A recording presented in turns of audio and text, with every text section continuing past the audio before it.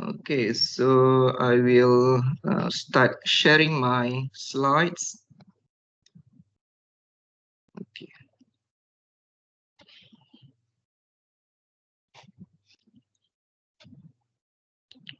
Okay, can you see my screen? Yes, Doctor. Yes, Doctor. Yes, Doctor. Okay. So last week we have start with chapter 2 about the noise. So in chapter 2, there's going to be 7 subtopics about the noise. Okay. So the type of noise, noise spectral density, signal to noise ratio. So this is what we always mention about SNR. Okay. In short, we call it as SNR. And then we have noise factor, the F parameter, and also the noise figure, NF parameter. Freeze formula, you're going to learn this also. And then equivalent noise temperature, and finally the noise measurement. Okay. And for your information, the core topics of this chapter 2 would be about this SNR until the end. Okay. And there's going to be a lot of questions regarding the noise factor and noise figure, and also the equivalent noise temperature. Okay, so these going to be the main topics for chapter 2. Okay, that will come out in the test questions. Okay. And last week also I have explained about this, the big family of noise. Okay, so noise can be divided into 2 categories. First of all, the correlated noise and also the uncorrelated noise. So correlated noise, we can further divide into 2 categories: harmonic distortion and also intermodulation distortion. And if you see for the uncorrelated noise, we can further divide into 2 categories: external noise and also the internal noise. Okay, so external noise means that the noise is generated from outside of the transmitter and the receiver, while the internal noise is the noise that generated inside the transmitter and the receiver. And for the non-linear distortion over here, this is also a noise that is generated in the system.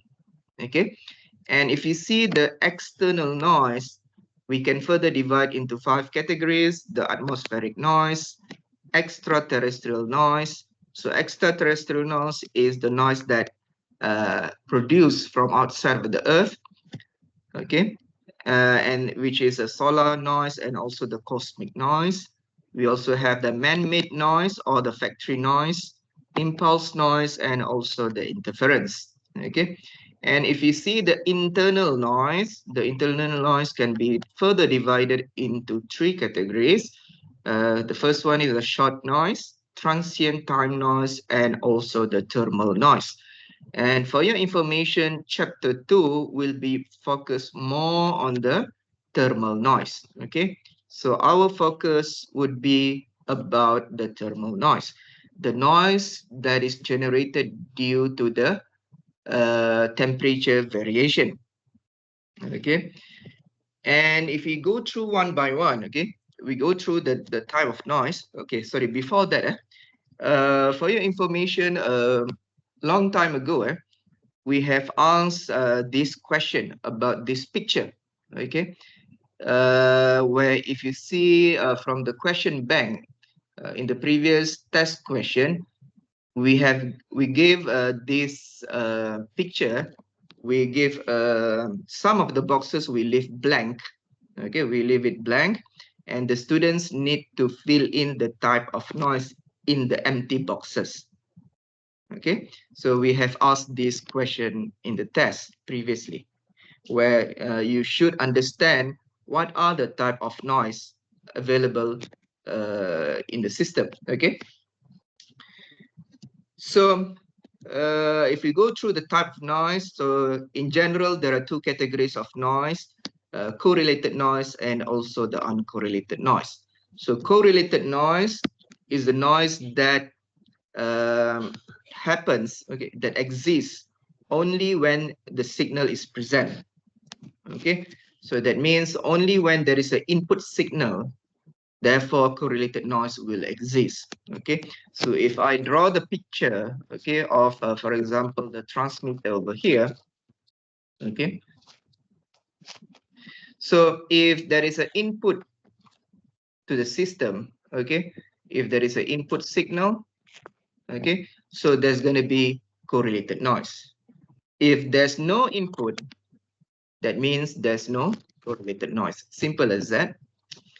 And for the uncorrelated noise is the type of noise that always present at all time, regardless whether there is a signal input or not. Okay. And for the uncorrelated noise, we can further divide into internal noise and also the external noise. Okay. So for the external noise is the noise that is generated from outside of the transmitter and the receiver system. Okay.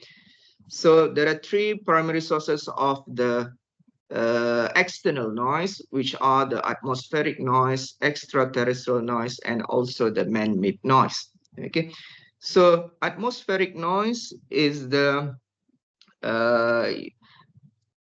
electrical disturbance originated within the Earth atmosphere.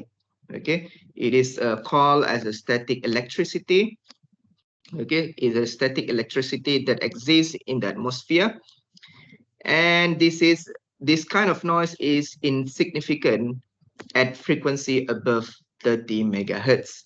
So for AM and FM radio, okay, so AM radio will be affected by this atmospheric noise, while FM radio, because FM radio is between 88 megahertz until 108 megahertz. So these frequencies are not much affected, not significantly affected by this atmospheric noise. And extraterrestrial noise is the noise that originates from outside of the Earth atmosphere, where it is exists in the deep space outside of the Earth. Okay, so we can divide into two categories. The first one is the solar noise. Solar noise is due to the sun activity, for example, like the quiet condition and also the sporadic disturbance. And we also have the second type is the cosmic noise. So cosmic noise is a continuously distributed throughout the galaxies. It's a small noise, a small intensity noise.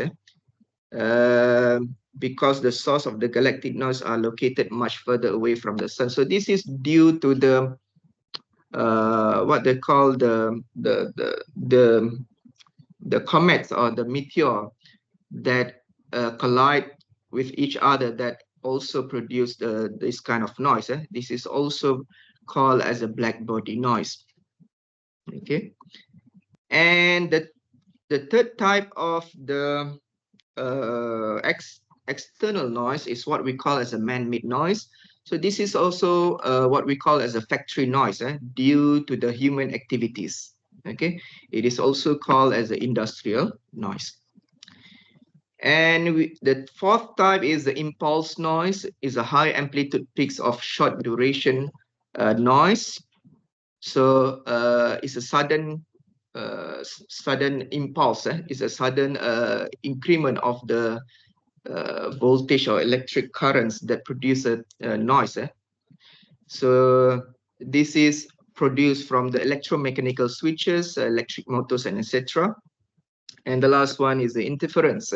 So interference is also a type of noise where it has the same frequency as the transmitted noise.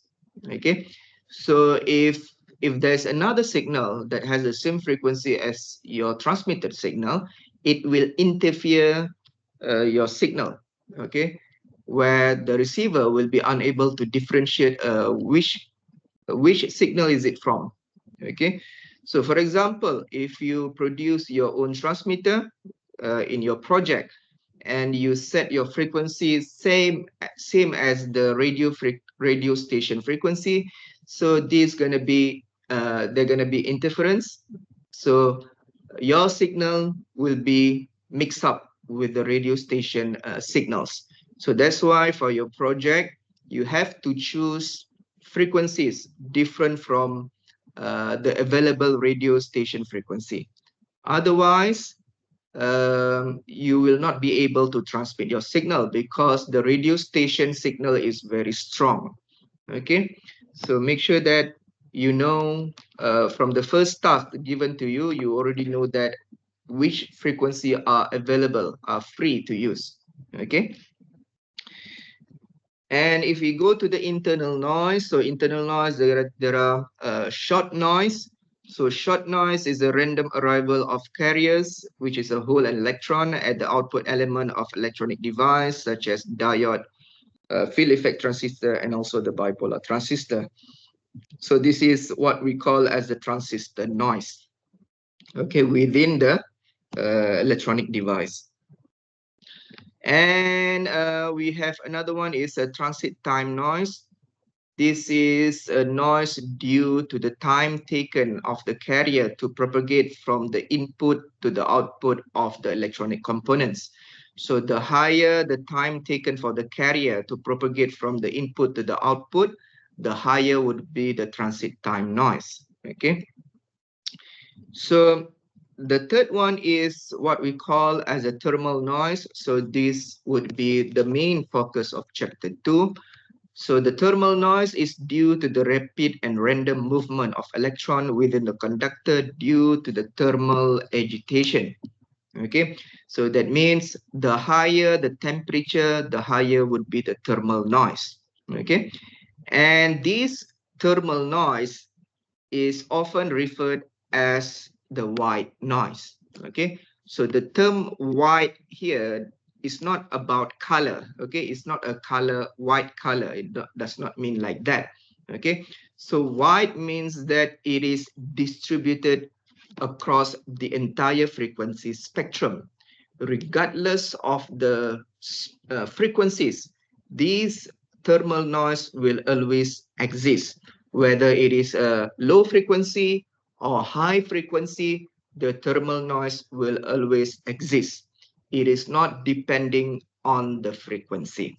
Okay, so that's why it is called as a white noise, which is distributed, spread across the entire frequency spectrum. Okay, and if you see, we have the first parameter here is a noise spectral density. Noise spectral density is a noise power per unit bandwidth. Okay, so you see that noise power per unit bandwidth. So that means your power, signal power divided with the bandwidth. Okay, so power, the unit is in terms of watt, bandwidth is in terms of hertz. Okay, so watt per hertz is the unit for noise spectral density. Okay, so noise spectral density, the variable is n0. Okay, the variable is n0. So so that means a constant with the frequency. So the total noise power n in a bandwidth b is b n0. Okay, so you see that n0, okay, the noise spectral density is equal to uh, the power, noise power, n divide with b. Okay, so n noise power is equal to b n0. Okay, so n is a noise power in watt, b in hertz, and 0 is watt per hertz. So you get the value in terms of watt. Okay, so this is utilized in the signal to noise ratio calculation. So we're going to see later about this. And the thermal noise density also is given by n0 equal to kT. So this is the second equation. So the first equation, you can use the noise power divided with the bandwidth. Okay, And the second equation, you can use K times T, where K is a Boltzmann constant. K is the Boltzmann constant. T is the temperature in Kelvin. Okay, and we're gonna see also about this later. Okay, this parameter. N0 is commonly used in the link budget and as the denominator of the important figure of merit ratios, EB over N0 and ES over N0. EB is the energy bit, okay, is a bit energy. N0 is the noise power spectral density. ES is the energy symbol energy, symbol energy, ES. N0 is the noise power spectral density. So these parameters are often used in the digital communication system. In the analog communication system, we are not using this kind of parameters, okay? Because this is related to the digital system, okay? Where you will see these parameters in chapter 4 later, okay? And this is the most important thing, noise power, PN, okay?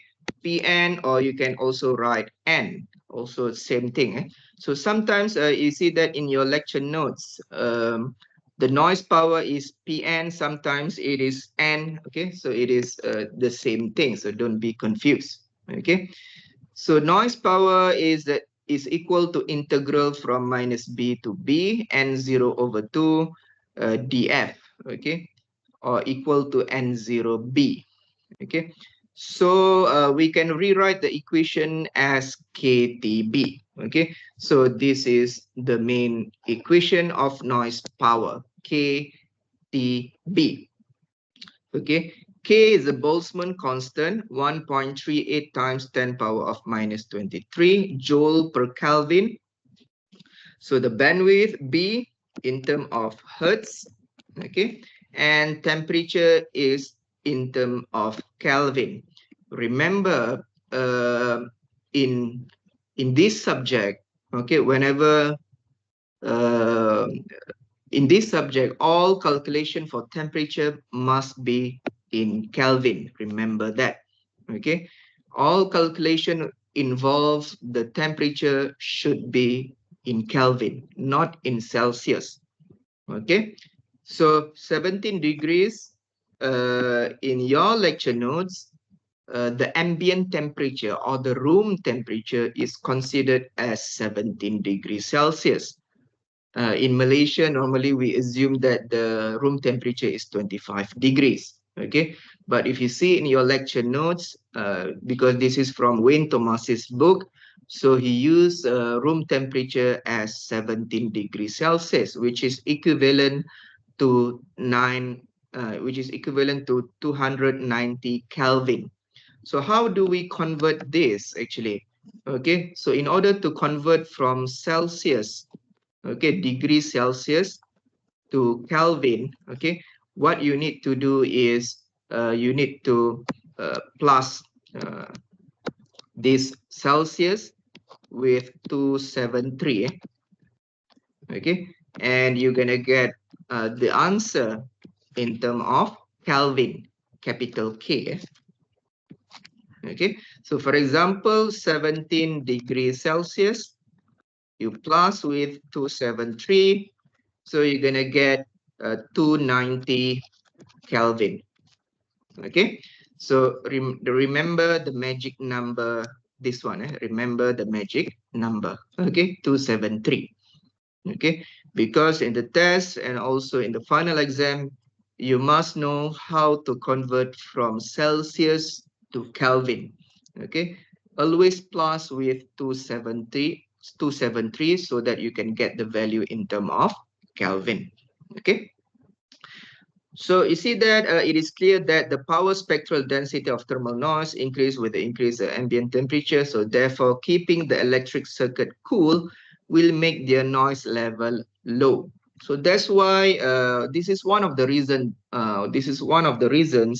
why we should keep our electronic device in a cool place, not in a hot place. okay, in order to reduce the noise level. This is one of the reasons, okay. So if you see from these equations, Pn is equal to KTB. So the higher the temperature, okay, the higher the temperature in Kelvin, the higher would be the noise level, okay, which is not good. So our target is to make the thermal noise as low as possible. The lower the noise level would be better. Okay, and another thing, you see that the higher the bandwidth that we use, the higher would be the noise level. Okay, so there's a pro and cons using a high bandwidth and also small bandwidth. Okay, if we use a high bandwidth, that means we can achieve higher data rate, higher transmission speed. However, the noise level would be increased as well. Okay, so they're gonna be we're gonna need a balance of bandwidth and also the noise levels.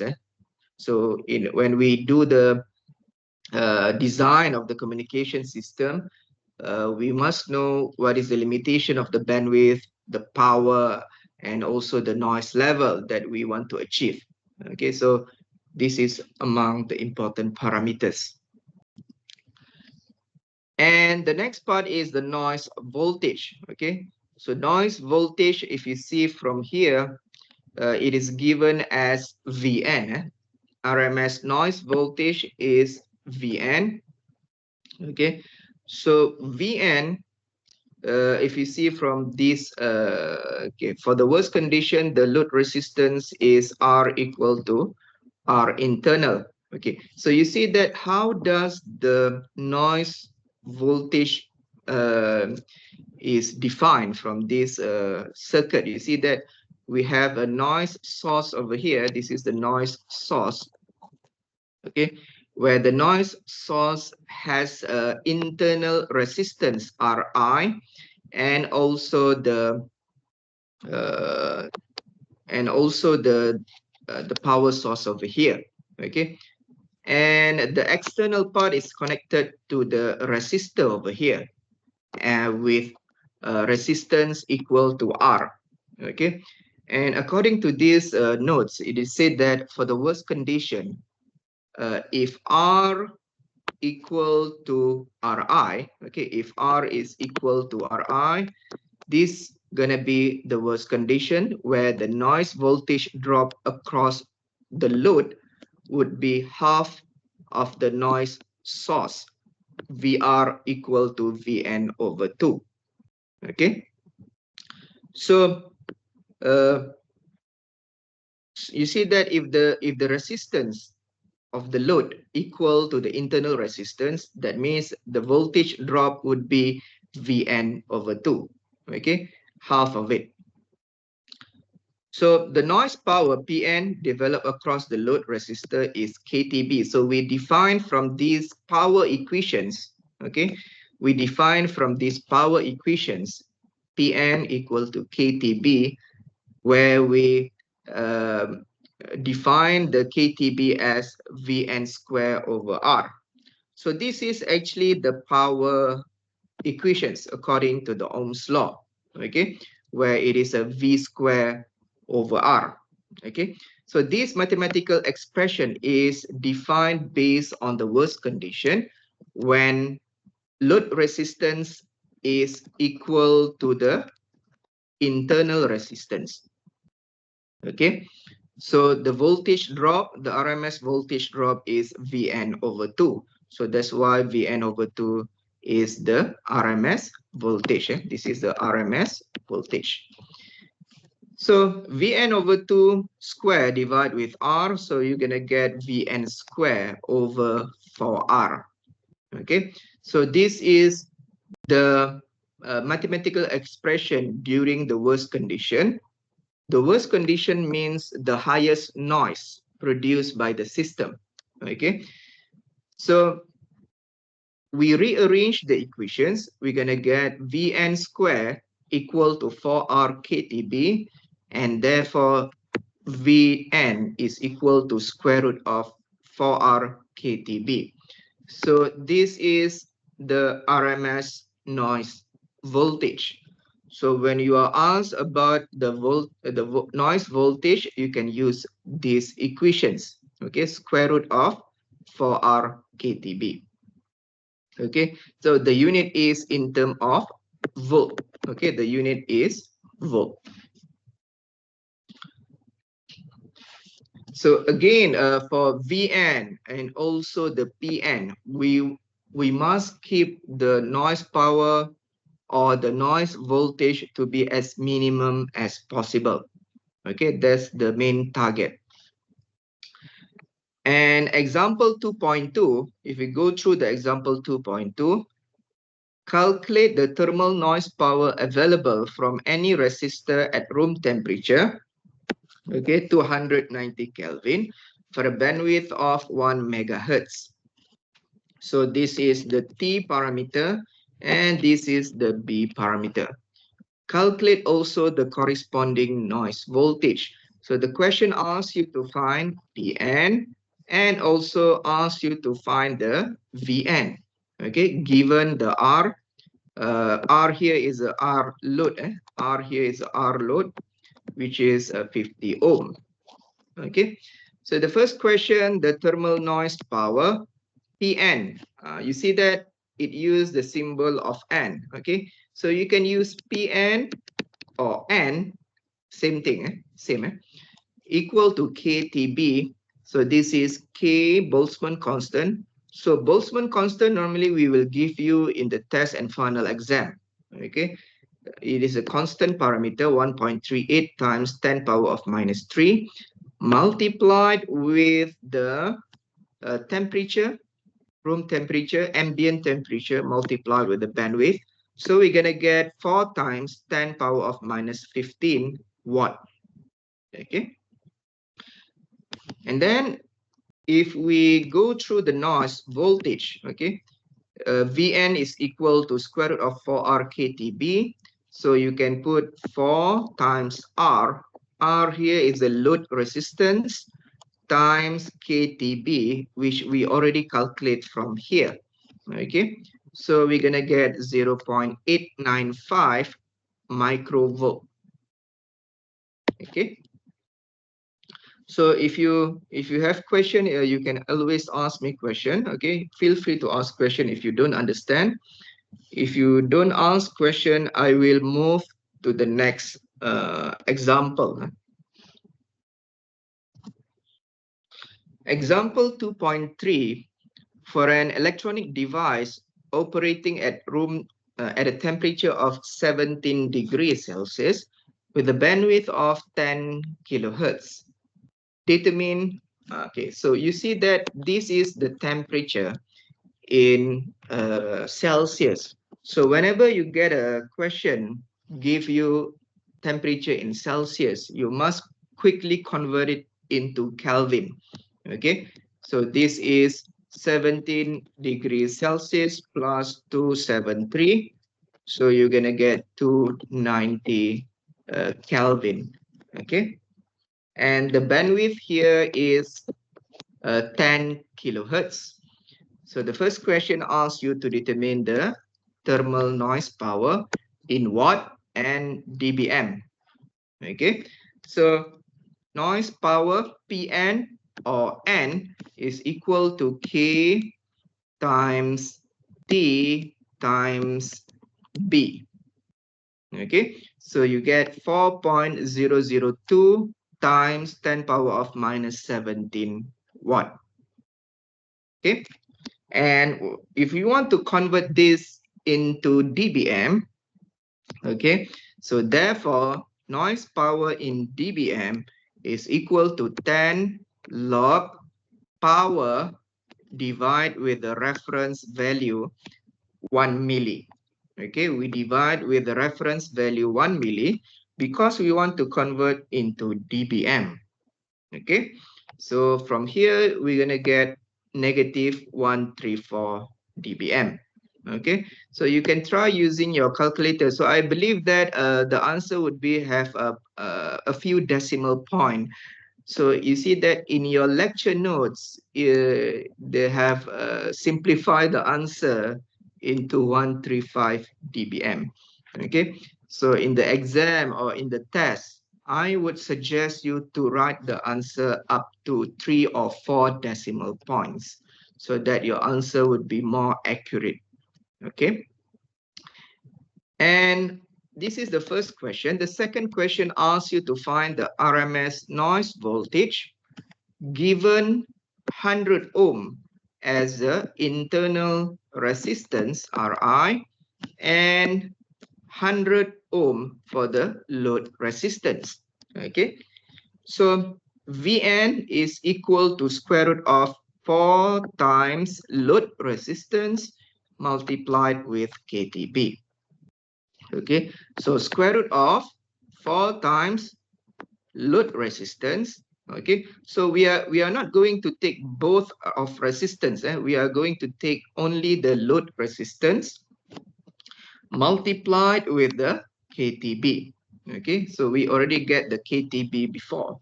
So we get 0.127 microvolt. So this is in terms of RMS. Of course, this is a RMS noise voltage. Okay. Can I get your response? Are you still there?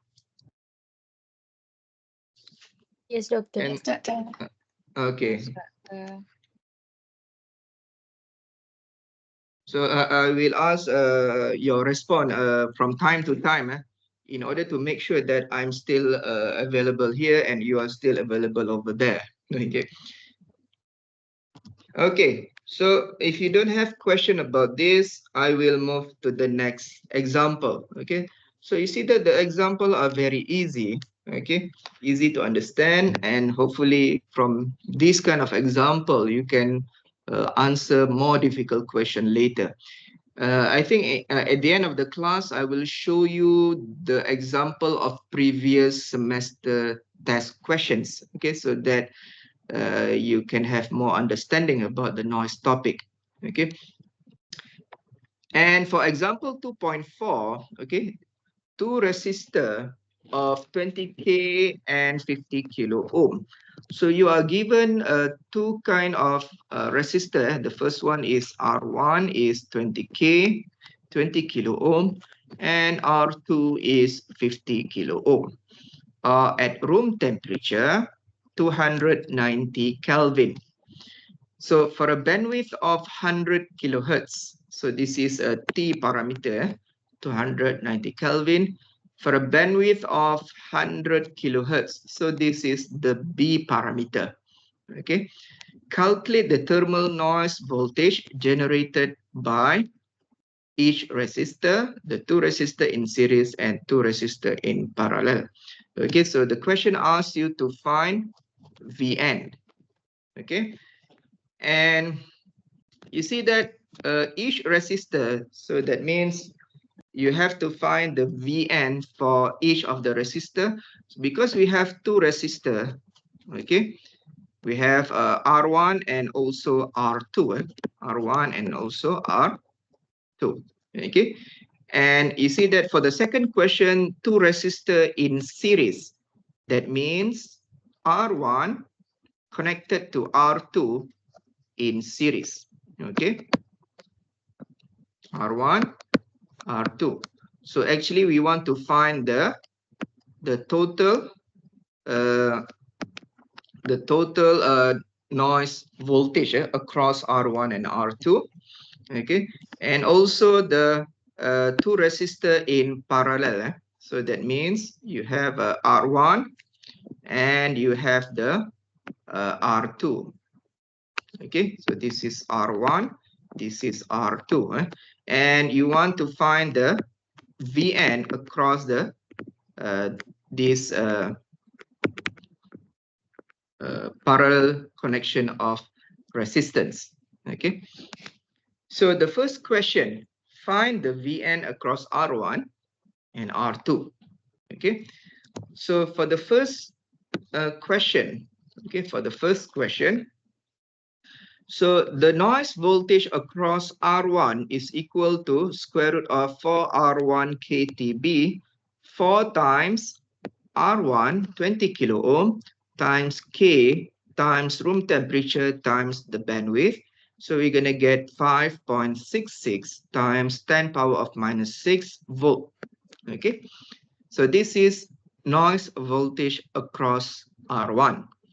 And the other one, noise voltage across R2 for square root of 4R2 KTB. So 4 times 50 kilo ohm R2 times K times room temperature times the bandwidth. So you're going to get 8.95 times 10 power of minus 6 volt. Okay, so you can try use your calculator whether you can get this answer or not. Okay, and for the second question, okay, so the second question asks you if the R1 and R2 connected in series.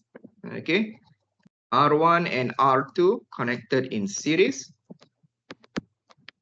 Okay, so first of all, we must find the total R.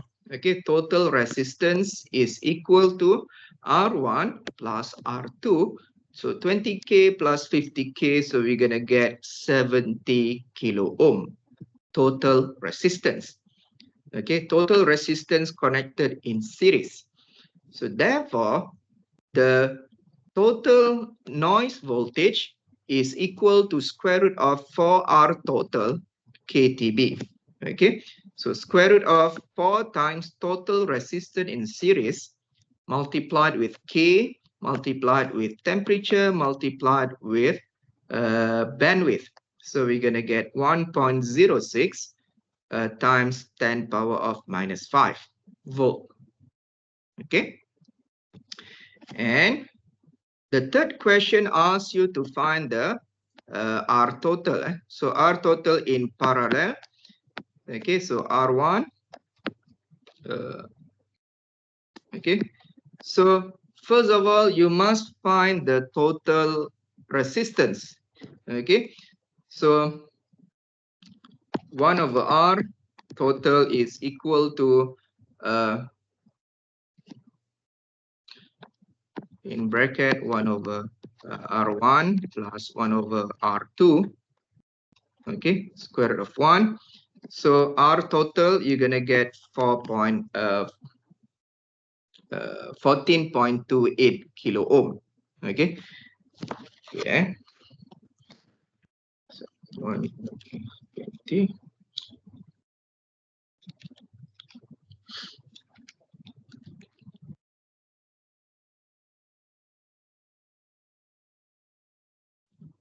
Plus.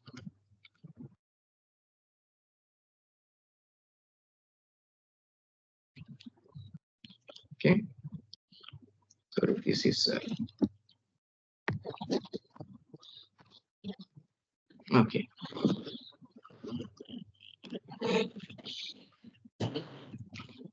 Okay, so R total is equal to 1 over R1 plus 1 over R2, and then inverse the total. So you're going to get 14.2857 kilo ohm for the R total. So therefore, so I think you already know how to calculate the total resistance for the parallel connections, right? So for me, I just make it a simple calculation like this. So I get a total resistance in parallel. And from there, I can calculate the total total noise voltage, which is square root of 4R KTB. So 4 times total resistance times Boltzmann constant times room temperature times the bandwidth. So I get 4.78 microvolt. Okay. So do you have any questions you want to ask about this?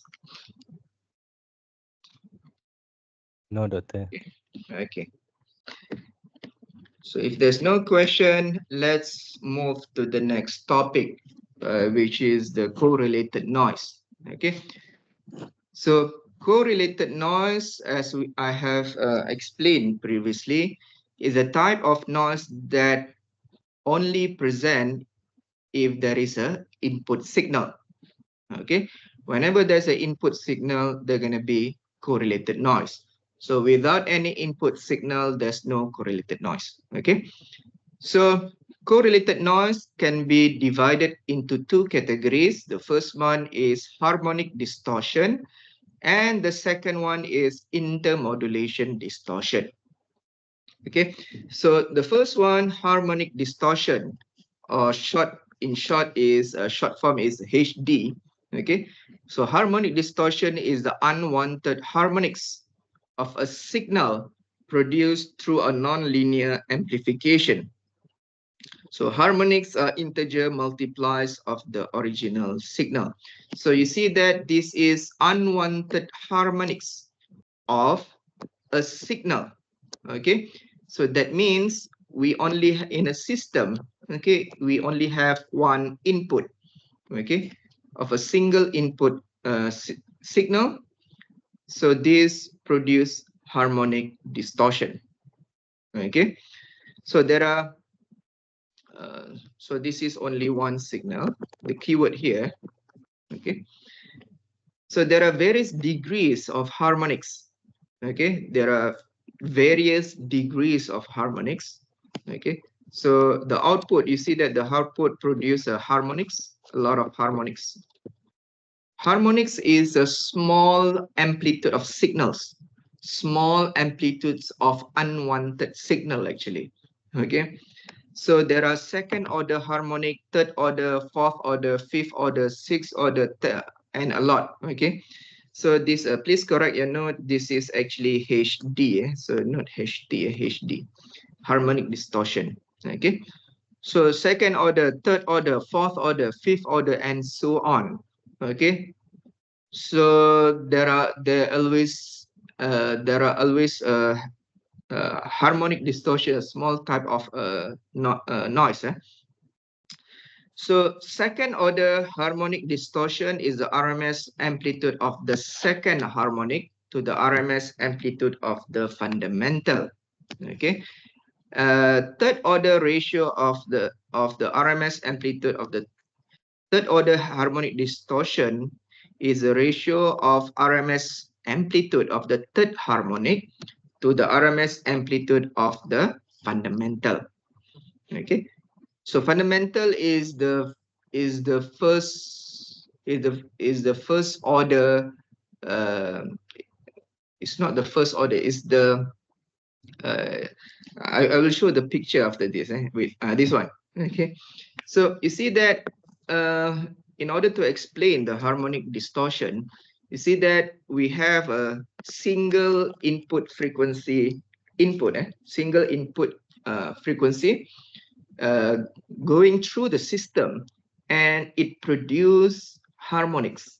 Okay, so the output will produce harmonics. Okay, so the first spectrum here is the fundamental frequency.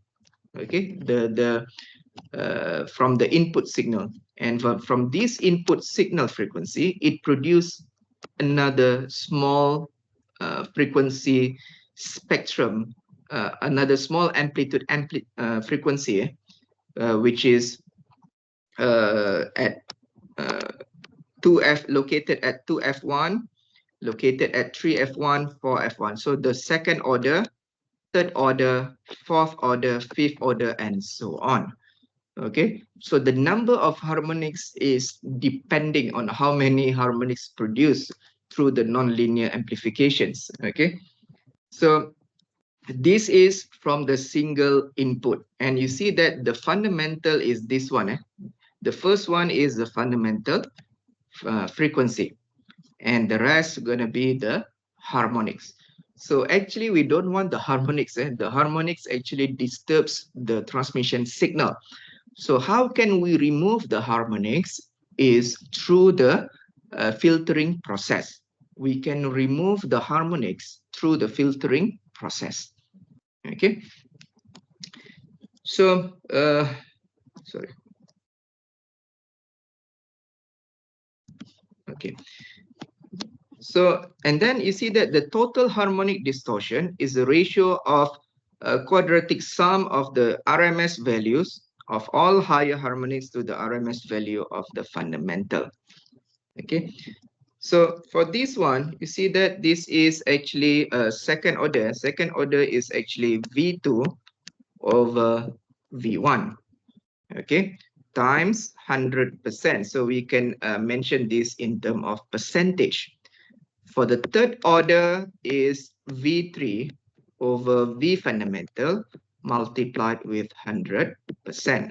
Okay, so that means for the n order, okay, for the n order of harmonics, okay, n order of harmonics. So we can calculate as Vn over V1, V fundamental, multiplied with 100%. Okay, so we get the n harmonics distortion. Okay, and for the total harmonic distortion, what we will do is V higher divide with V fundamental. What is V higher? V higher is the quadratic summation of the harmonics. Okay, it is equal to square root of V2 square plus V3 square plus until Vn square. Okay, so this is actually dot dot dot until Vn square. Okay, so you're gonna get the quadratic summation of the harmonics divide with the fundamental voltage. So you're gonna get total harmonic distortion, and you need to multiply it with 100%. So we get the value, the answer gonna be in terms of percentage. Okay, then we go to the next part, intermodulation distortion. Intermodulation distortion, ID. So intermodulation distortion is the generation of unwanted sum and difference, okay, frequency when two or more signals are amplified in a non-linear device such as large amplifier. So you see that the keyword here is two or more input signal. So whenever there's a two or more input signal to the system, they're going to be intermodulation distortion produced by the system. Okay, so we will see from the picture over here, picture B. Okay, so picture B here shows that the input has two frequency, F1 and F2, okay, with amplitude V1 and V2. So when it passes through the nonlinear system, it will produce at the output, okay, of these spectrums. Okay, so we have the V fundamental F1 and F2, and we have sum and difference frequencies. The sum frequency is located at F1 plus F2 with amplitude of V sum, and the difference is located at F1 minus F2 with amplitude V difference. And actually, we have many more harmonics. Okay, down here, we have more harmonics over here. Okay, but the dominance would be the sum and difference. Okay, and actually we have more harmonics over here. So there are a lot of harmonics, small harmonics near the V sum and V difference. Okay, so what is this V sum and V difference actually? Okay, so this V sum and difference is what we call as the cross product. Okay, the cross product is the V sum and difference. Okay, so the cross product, how can we calculate the cross product? It is equal to MF1 plus minus NF2, where M and N is a positive integer between 1 and infinity. Okay, and F1 and F2 is the fundamental frequency, where F1 is larger than F2.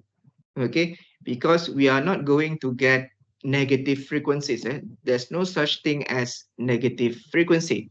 Okay, so we always want to produce positive frequency. Okay, so let's go through the examples. Determine the second, the third, and 12th harmonics for a 1 kilohertz of repetitive wave. Okay, so this is what is repetitive wave?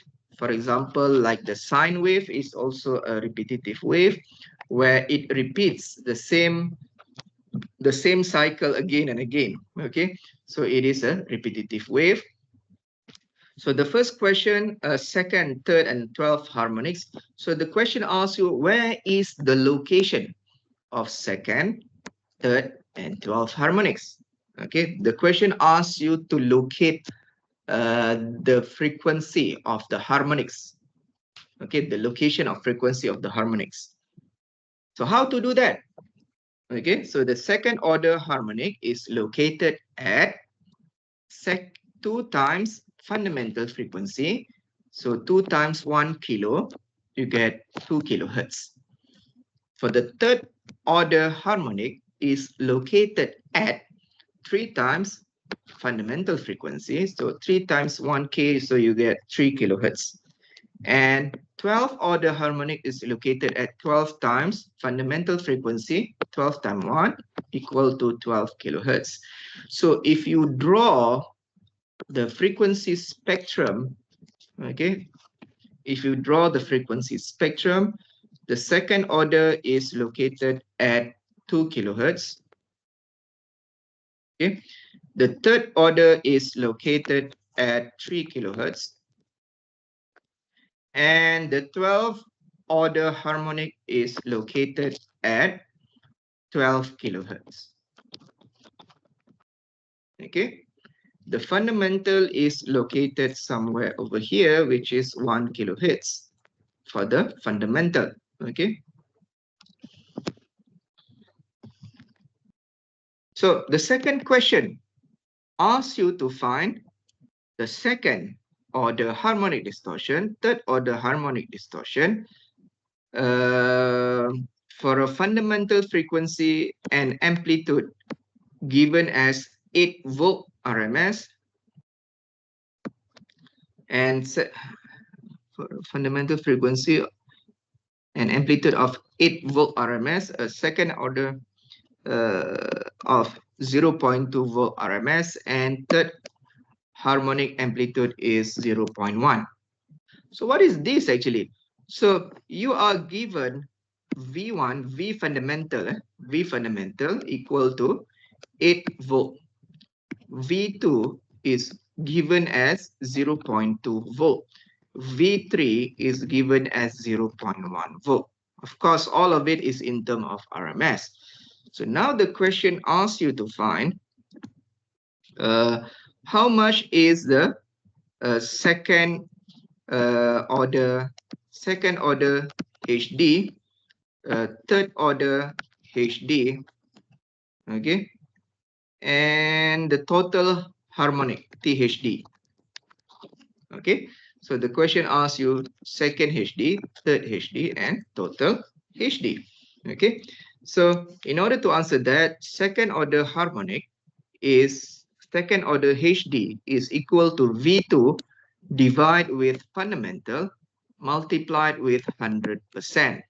So 0.2 divide with 100%, so we get 2.5%. Third order harmonic distortion is equal to V3 divided with V fundamental multiplied with 100%. So therefore, this is 0.1 volt. Given in the question, divide with fundamental volt, multiplied with 100%, so we're going to get 1.25%.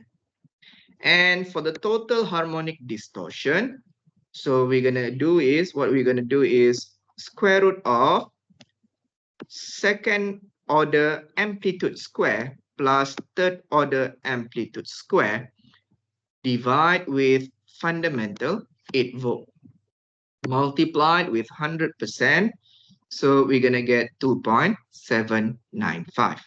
Remember, for the total harmonic distortion, what we're going to put here is starting from the second order, third order, and if we have more, we need to plus all the square root summation and divide with the V fundamental.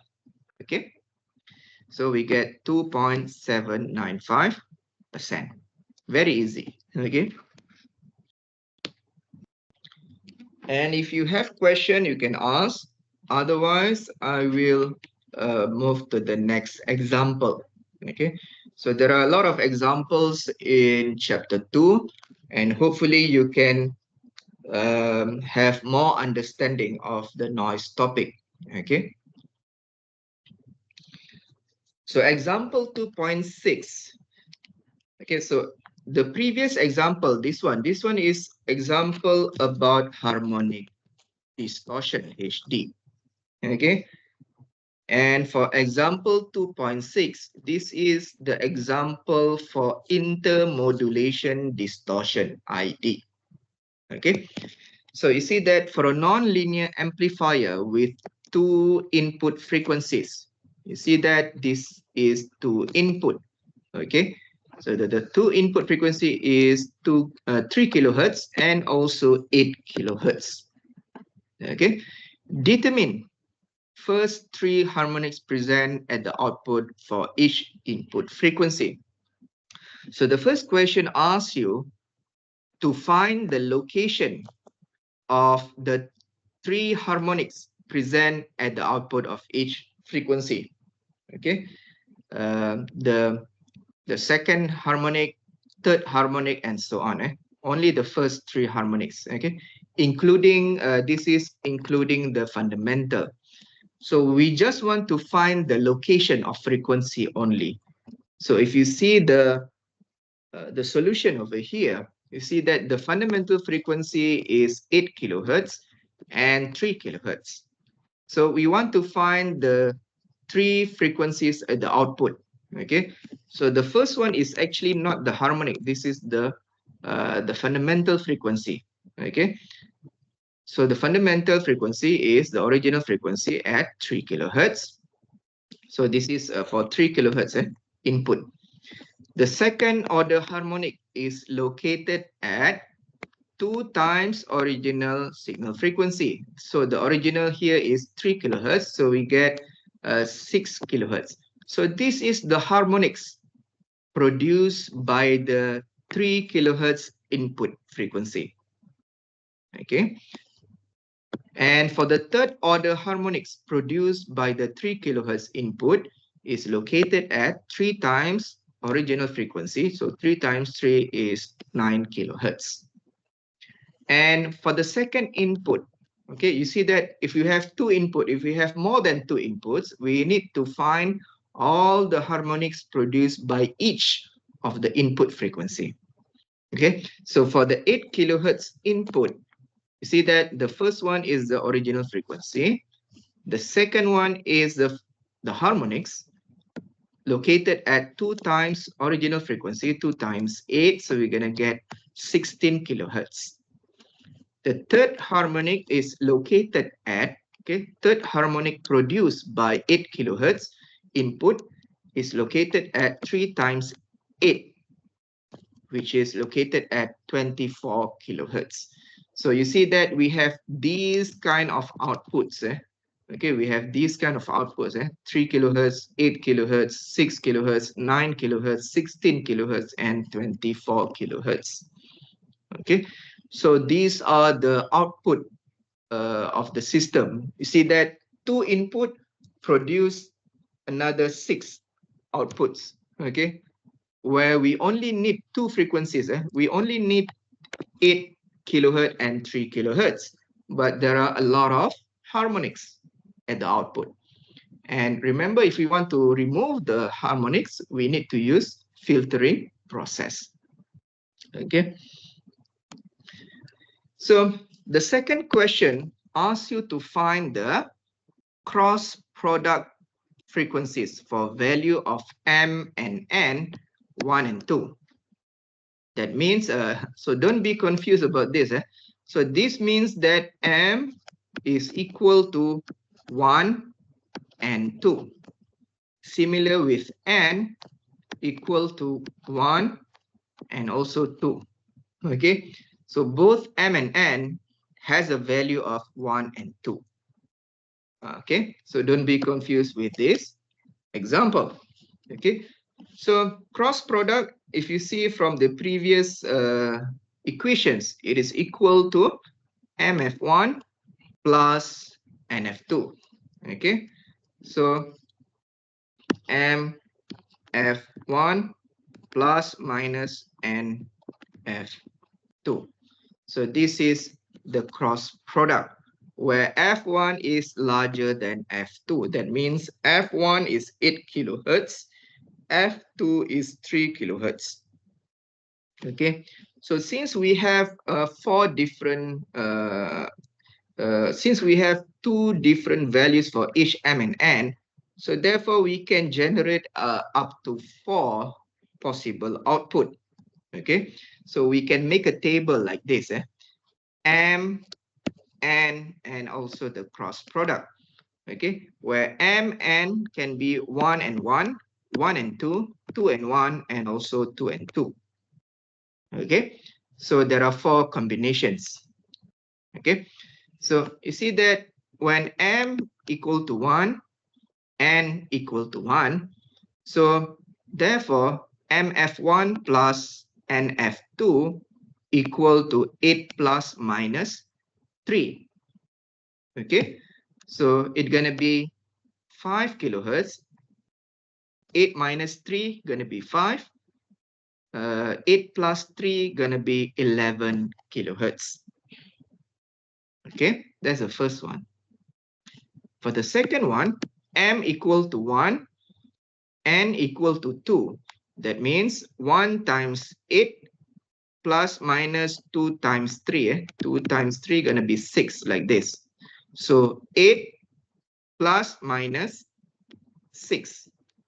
Okay. Remember that M F1 plus minus N F2. Okay. So 2 times 3 equal to 6. So 8 plus minus 6. So 8 minus 6 gonna be 2 kilohertz. 8 plus 6 gonna be 14 kilohertz. Okay. And for the third row, M equal to 2, N equal to 1. Okay. That means 2 times 8 gonna be 16.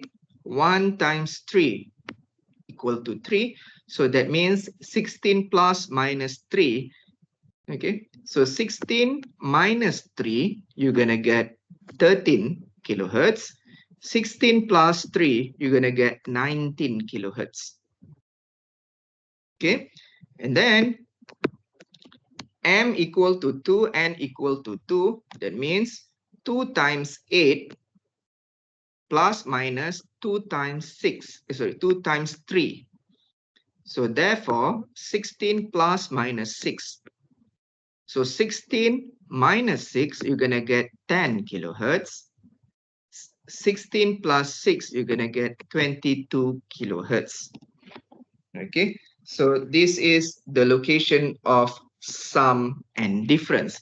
So you see that this is the difference. Okay, this is the F difference. Okay, and this is the F sum.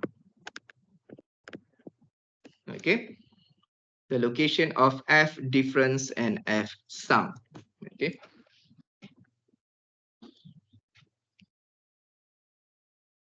So the location of F different and F sum depending on the values of M and N parameter. Okay. So do you have questions about this? Any questions? No question. Are you still there? Yes, Yes, doctor. doctor. Okay. Yes, doctor. Okay, thank you for the response. Okay. So if you have question, you can ask now. If you don't have question, we can move to the next topic. Okay. So in the previous semesters, we have asked this question in the test. Okay. We have asked this question in the test in the previous semester. Okay. Similar with this question. Okay. Almost similar. Okay. Okay. So we move to the next topic, which is the signal to noise ratio, SNR.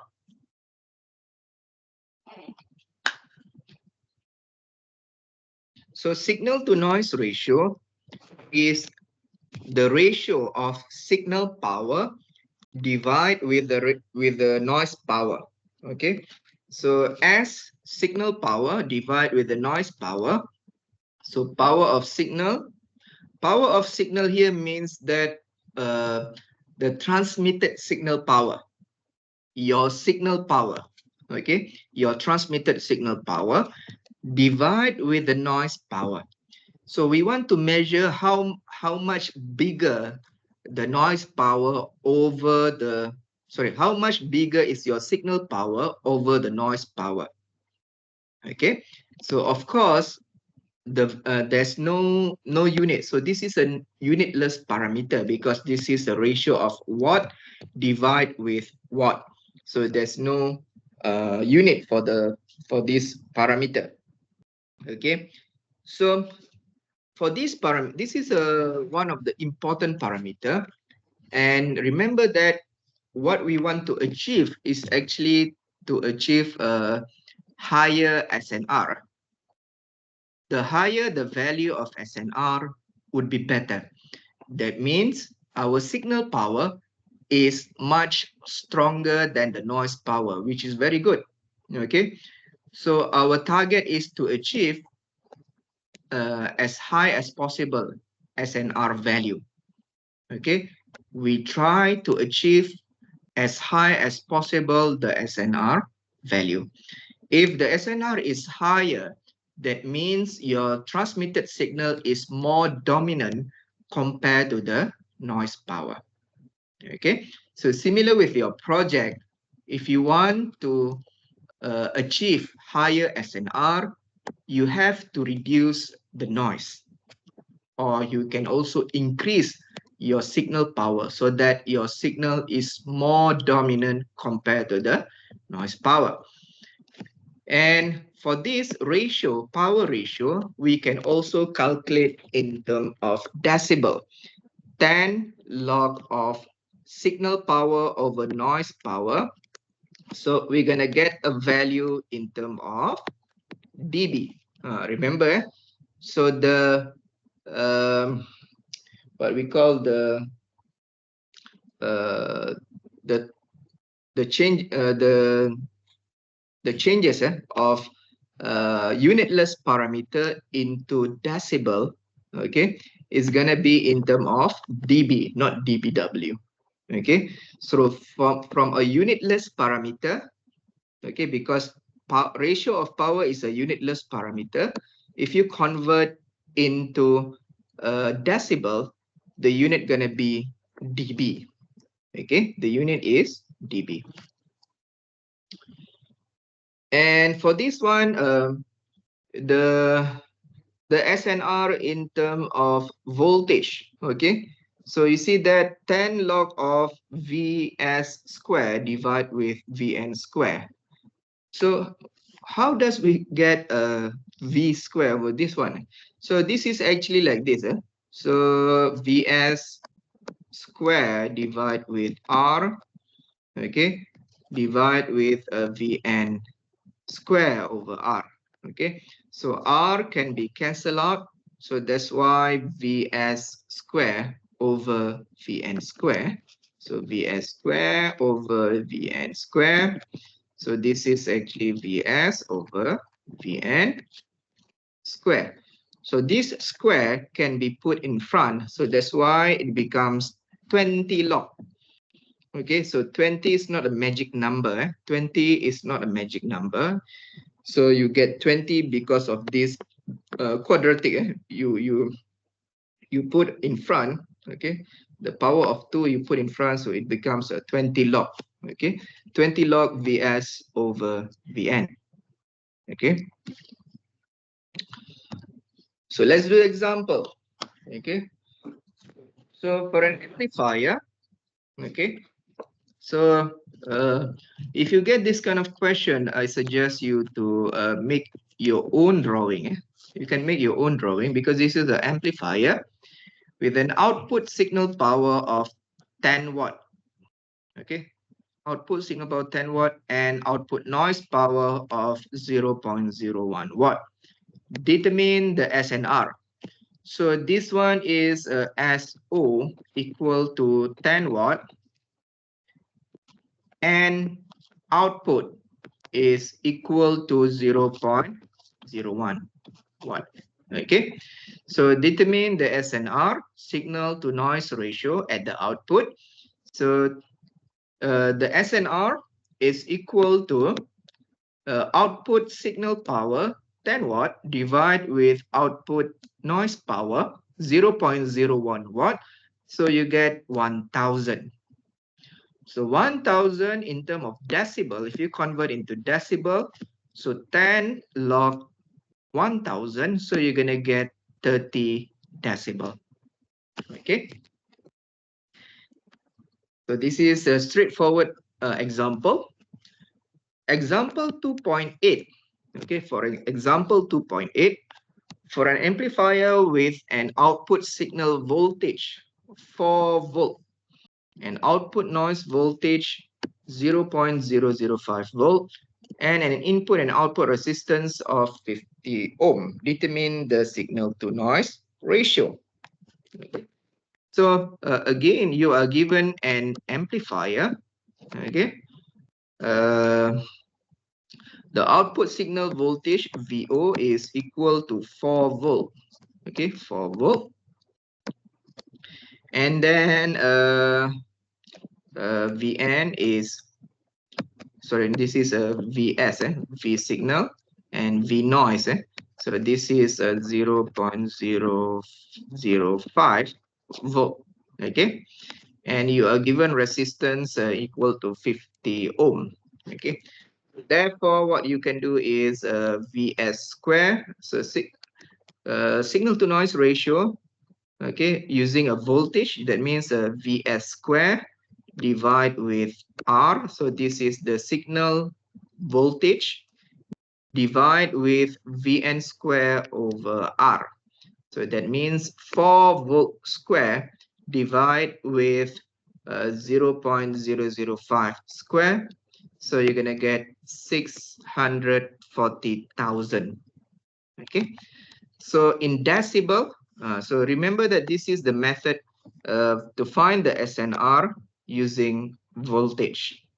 Okay, because SNR is derived based on the power calculation. So if you use a voltage, that means it's going to be square like this. So 640,000 if you convert into decibel, so 10 log of voltage ratio, so you're going to get 58 decibel. Okay, so where does the R? Okay, so the resistance we can cancel out. The resistance can be cancelled out. So that's why we get 640,000. And then we convert into decibel. So 10 log 640,000. So we get 58 decibel. Okay.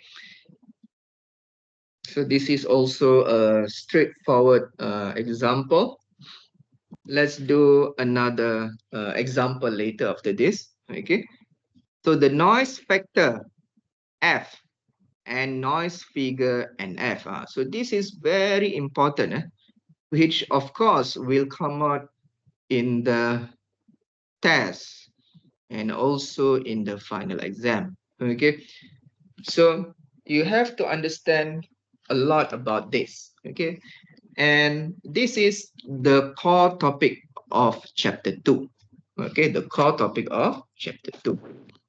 So noise factor F and noise figure NF. Okay, so in order to understand this, okay, um, we normally show the we normally give example of an amplifier.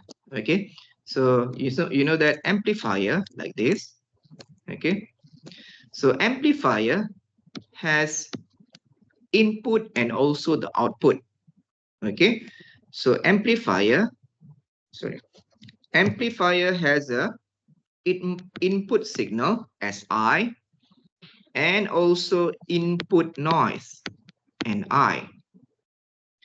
The amplifier also has output signal So and also the output noise No.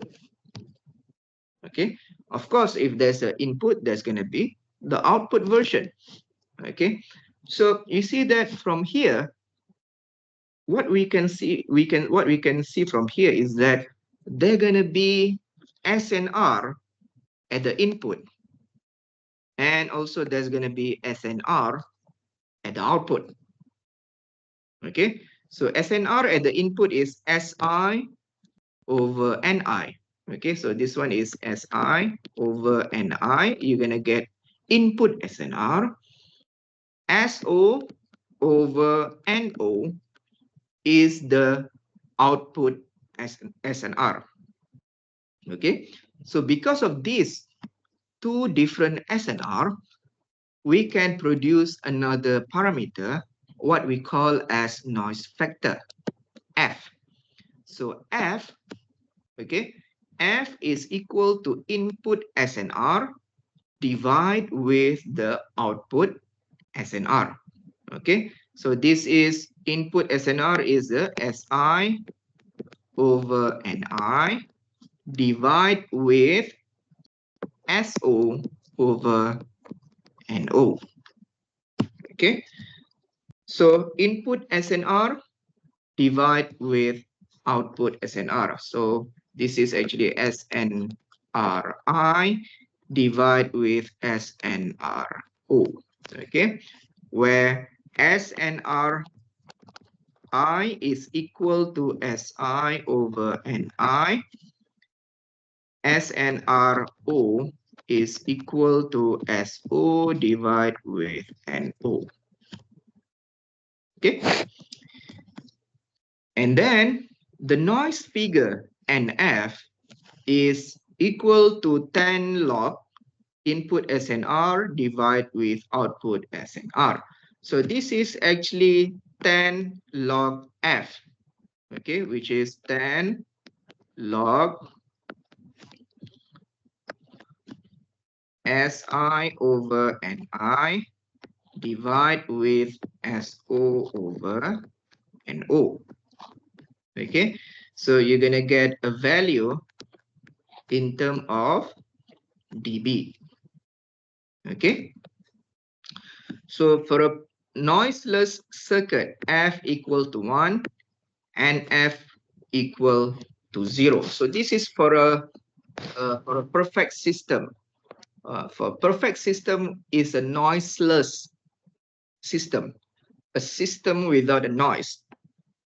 So you see that if the system has no noise at all, we're gonna produce F equal to 1. Okay, so noiseless means that the system itself does not produce additional noise.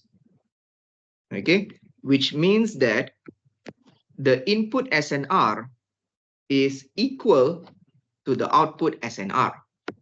So therefore, the noise factor is equal to 1 and the noise figure is 0 dB. Okay, so that means f, the value of f, okay, the value of f is more than 1, okay, for a noise system. For a noiseless, it becomes 1. So that means f, if you want to we try to produce the value of f as minimum as possible, where it gonna be towards the value of 1. Okay, so if f equal to 1, that means this is a perfect system. Okay, so normally the value of f is larger than 1. Okay, normally the value of f is larger than 1. In a practical system, the value of f is larger than 1. And when we design a system, we try to reduce the value of f as minimum as possible. Okay, we try to design the system so that the value of noise factor f to be as minimum as possible. Okay, the best would be f equal to 1. That's the best value. But it is impossible to achieve in the practical system. Okay, in the real world system, it is we can say that almost impossible to achieve f equal to 1. Okay, where normally the value is more than 1. Okay, so to understand these kind of things, let's see from this picture. Let's see from this picture. Okay, so that you understand what is a perfect system, what is a non-perfect system. Okay, so picture A. Okay, picture A is the ideal noiseless device. Okay, so picture A is a ideal system, the best system. So you see that for the input, okay, so this is an amplifier. Okay, assume that this is an amplifier. Okay, so we have in the input, we have a signal power Si, we have a noise power Ni. Okay, so of course we have input SNR over here in the input. SNRI is equal to Si over Ni. Okay, and this amplifier has a gain of AP. Okay, so when you want to calculate the output signal power and output noise, okay, so what happens is that, so amplifier will multiply the signal power, the input signal power, and also the input noise power as well. Okay, so you see that S out is equal to gain multiplied with input signal power. Okay, AP SI. The output noise power is equal to the gain multiplied with input noise power. Okay, so AP and I. Okay, so here is APSI divided with AP and I. So AP can be cancelled out because of this ratio. Okay, so therefore you're going to get SI over NI, which is this one is equal to SNR input. Okay, so you see that SNR output equal to SNR input. So this is the F going to be equal to 1. A perfect system. So a perfect system in this case means that the amplifier itself does not produce additional noise. The noise comes from the environment. Okay, from the environment. The noise comes from the outside sources. Okay, the system itself does not produce additional noise. Okay, so that's for the ideal or perfect system. And let's see for the picture B for a non-ideal system. Okay, non-ideal system, you're going to see that here for the non-ideal system, picture B. So at the input, we have the input signal power Si, and input noise power Ni. So at the input side, we have the SNR input. Okay, and you see that the amplifier has a gain of AP, and it has internally generated noise, ND. So this is the additional parameter, ND. This is the additional noise generated by the amplifier itself. Okay, so you see that what happened to the output? So the output, as output signal power is equal to the gain multiplied with input signal power. Okay, so SO equal to AP SI. What about N out? Okay, the output noise power is equal to the gain multiplied with the input noise power plus additional noise, ND. Okay, so you see that here, because of this, SNRO is less than SNR input because we have this additional noise.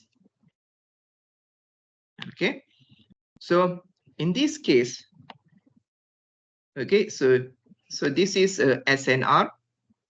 This is the SNR O. Okay, SNR O. So SNRI divide with SNRO, you're going to produce F parameter.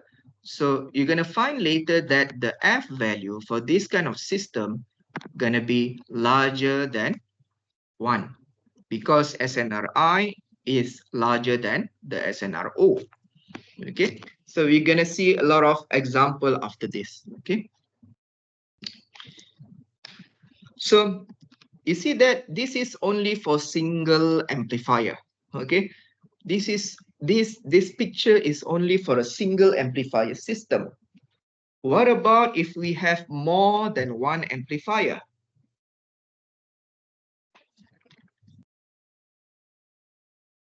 So if we have more than one amplifier, we should use an equations.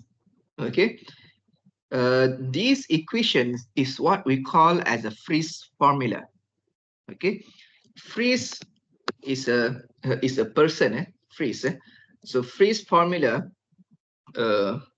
is equal to F total equal to F1 plus F2 minus 1 over A1 plus F3 minus 1 A2 A1 plus Fn minus 1 A1 A2 until An minus 1. So what is this actually? Okay, so let's look from this picture. So if you have 3 amplifiers like this, cascaded amplifier like this, where amplifier 1 has a gain of AP1, and it has a noise figure NF1, AP2 and F2, APN until AP3 and F3. So that means you see that each amplifier has its own value F1, F2, F3. Okay, each amplifier has its own F parameter. Okay, so you see that F total, in order to find the F total, so it is equal to F1, noise factor of the first amplifier, plus noise factor of the second amplifier minus 1, divide with the gain of the first amplifier, the previous. Okay, and then plus noise factor of the third amplifier minus 1, divide with the previous gains, which is A1, the gain from the first amplifier multiplied with the gain of second amplifier.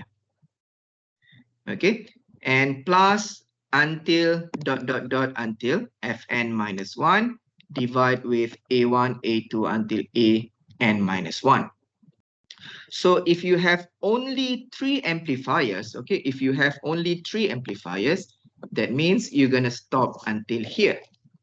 Okay, if you have only 3 amplifiers, you're going to stop until here. So that means f1 plus f2 minus 1 over a1 plus f3 minus 1 over a2 plus a2 a1, a2 a1 multiplied with a2. Okay, so normally in the test and also in the final exam, we're gonna ask you up to 3 cascaded amplifiers. Okay, so based on these equations, what we can find actually, you're gonna see later that this F1 is gonna be the main factor that determine the total noise factor. Okay, so the higher the value of F1, the higher would be the total noise factor.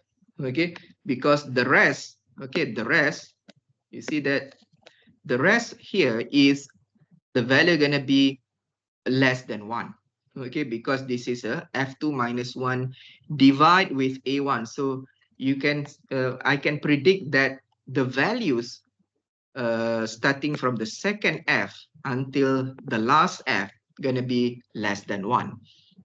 Okay, so if I want to achieve minimum noise factor, what I need to do is I have to make sure that, okay, I have to make sure that the value of f1 to be as minimum as possible. Okay, if I can make sure f1, if I can make sure f1 to be as minimum as possible, that means I can make sure that the total f would be minimum. Okay, so we're going to see this kind of example later, okay, on how to achieve the minimum noise factor. Okay, in order to achieve the minimum noise factor, that means we need to make sure the arrangement of amplifiers so that the first noise factor would be the minimum. If f1 is minimum, that means we're going to produce minimum total noise factor. Okay, so this I will show you about this example later, how to achieve the minimum noise factor. Okay, so things to remember. Okay, things to remember is the statement below. Okay, so the statement below here shows you that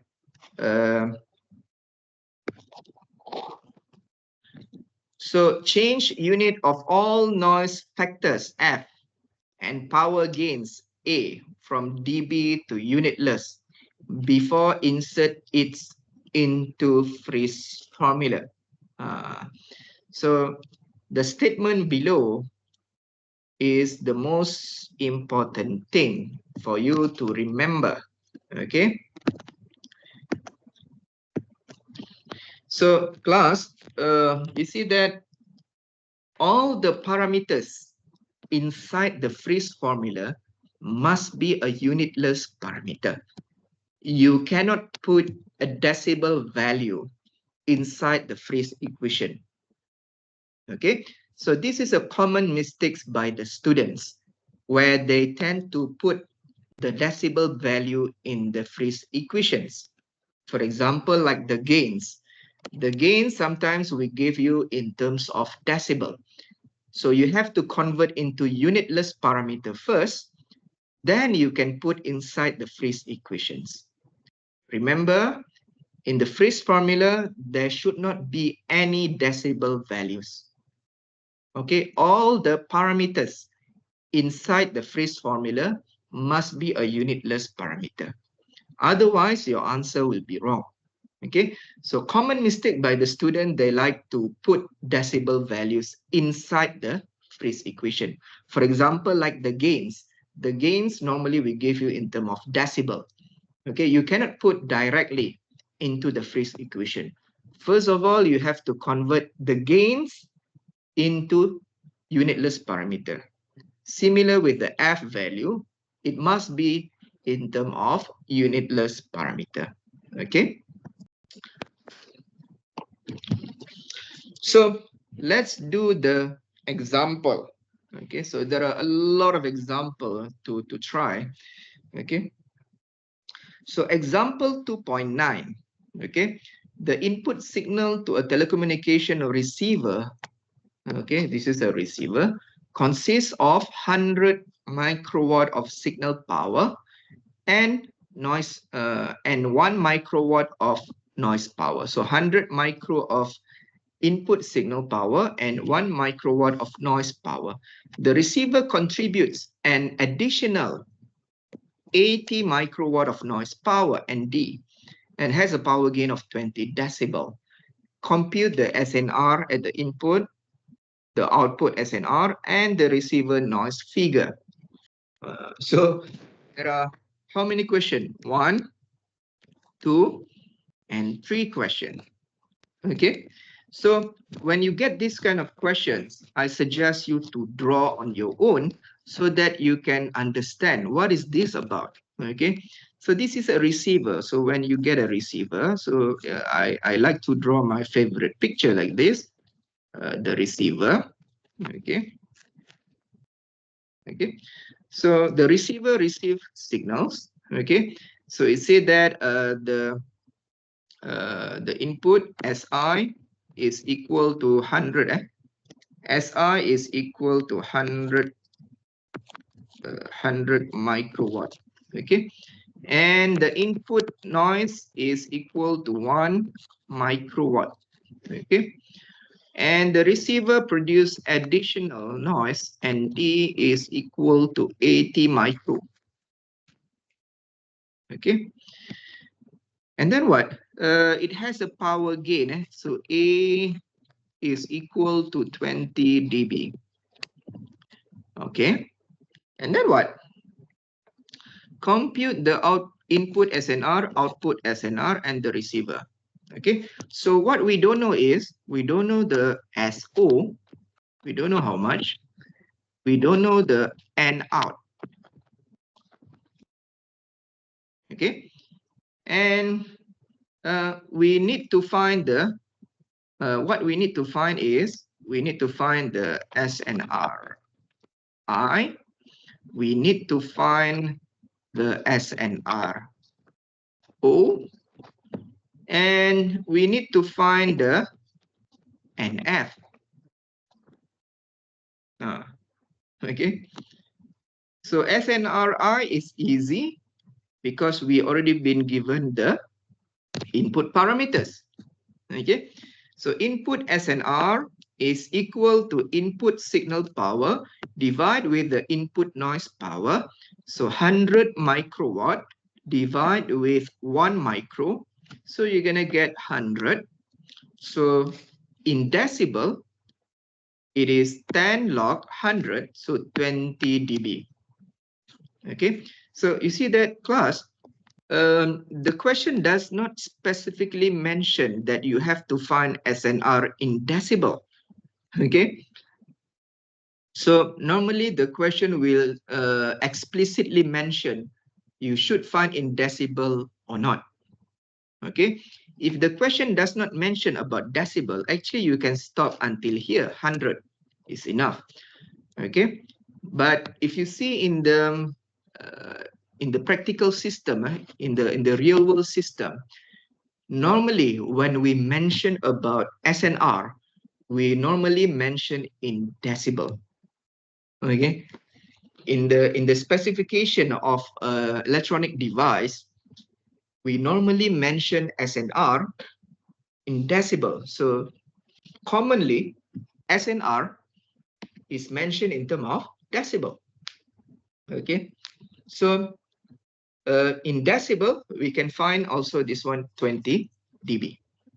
Okay, so normally in the questions, in the test or final exam question, we will explicitly ask you whether you should find in unitless parameter or you should find SNR in decibel. Okay, so we already find the SNR input. What about the SNR output? In order to find the SNR output, we have to find the output signal power and also the output noise power first. Then we can find the output SNR. Okay. So for the output side, I would prefer to find the S out first because S out is easy. So S out is equal to gain multiplied with the input signal power. So you're going to get 100 multiplied with 100 microwatt. So this is the input power. So you get 1 times 10 power of minus 2 watt. So I get the output signal power. Then I would like to find the output noise power. So my system, my receiver, produce additional noise ND, and the output noise is AP, the gain multiplied with the input noise power. So 80 micro, the internally generated noise, plus 100 is the gain. So this is actually from 20 dB. You see that you are given 20 dB. Okay, 20 dB, if you anti-log of 20 dB, so 20 divide with 10, and then you do anti-log, shift log, you get anti-log of 2, you're gonna get 100.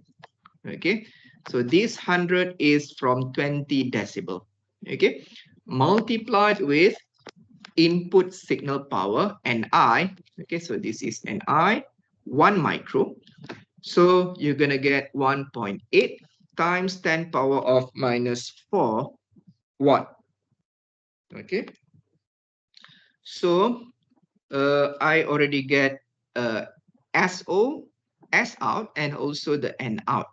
Now I can find the SNRO. Okay. So SNRO is equal to S out over N out. Okay. So it is 1 times 10 power of minus 2 divide with 1.8 times 10 power of minus 4. So I'm going to get 55.56. And in terms of decibel, 10 log of SNRO, so I get 17.45 decibel. Okay. So from here, I already get SNR output. Then the third question asks you to find the noise figure. Okay. So in order to find the noise figure, you have to find the F parameter. Okay. So F is equal to SNR I divide with SNR O. Okay. And noise figure is equal to 10 log of noise factor. Okay. So you see that input SNR is 100 from the previous answer over here, 100, this one 100. Okay. Divide with output SNR, which is this one, 55.56. Okay. So you're going to get 2.55 decibel. Okay. So easy. So do you have question to ask about this example? Is there any question?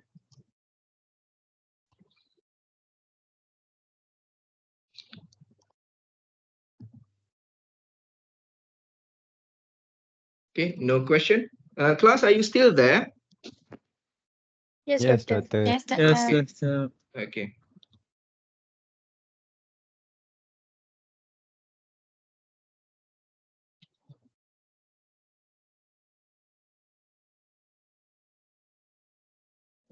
Okay, I will go to the next example. So there are a lot of examples for you. So example 2.110, 2.10. So for a non-ideal amplifier and the following parameters, determine three parameters that you need to find. So you are given the input signal power. This is SI. You are given the input noise power, NI. Power gain, this is a parameter. And also the ND parameter. Okay. So this is similar with the previous example actually. Similar with the previous example. Okay. So this is a amplifier. Okay. So you are given a SI, NI, you are given A parameters and also the ND parameters. So you don't know how much is SO. You don't know how much is SO. You don't know how much is NO. Okay. So the first question asks you to find the input SNR, then output SNR, then noise factor and noise figure. So input SNR is equal to SI, okay, the first one, SI over NI, okay. So 2 power of 10 power of minus 10 divided with 2 times 10 power of minus 18. So this is 1 times 10 power of 8. Okay. So class, in the exam, you don't need to write this. We understand that if there's no unit, it is a unitless parameter. Okay. So you don't need to write this in the exam. And unitless, the word unitless should not be written in the answer. It just want to show you that this is a unitless parameter. Okay, no unit. So input SNR decibel is equal to 10 log of SNRI. Okay, 1 times 10 power of 8. So you see that 1, 2, 3, 4, 5, 6, 7, 8. So you get 80 decibel. Okay, so you see that class, the beauty of decibel is that we can convert larger value into a smaller value. Okay, you see that 1 times 10 power of 8, we can convert into 80 decibel. Okay, smaller and easy to calculate later. Okay, and for the output SNR, okay, find the output SNRO. Okay, so how to do that? First of all, we need to find the SO and also the NO. So SO, so I like to find the SO first. For me, I like to find the S out first because this is a very easy. Okay, so S out is equal to gain multiplied with the input signal power. So 1 times 10 power of 6 of gain multiplied with the input signal power, 2 times 10 power of minus 10. So we're going to get 2 times 10 power of minus 4. Okay. So the N out is equal to internally generated noise plus gain multiplied with input noise power. So ND is 6 times 10 power of 12 minus 12 plus the gain multiplied with the input noise. So you're going to get 8 times 10 power of minus 12. Okay. So from here, you can find the output SNR. So output SNRO is equal to 10 log 2 times 10 power of minus 4. This is SO divide with NO. Okay. So we divide with 8 times 10 power of minus 12. So this is 1774 decibel. Okay, 74 decibel. Okay, is it true? Okay, so you can use your calculator. 10 exponent -4 divide with 8 exponent -12. Okay, so this is actually 25 million. So this is actually 25 million. Okay, so 25 million, if you convert into decibel, 10 log answer, you're gonna get 73.979. So in the examples, it has rounded up the value. So 73.979. So this is actually 73.979. So you're gonna get 74 in this example. Okay. So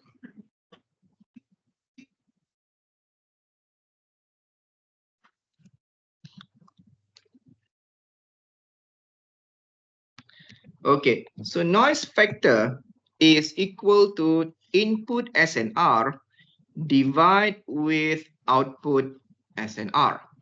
Okay, so input SNR is 100 million. Okay, 100 million divide with 25 million. So you're gonna get 4.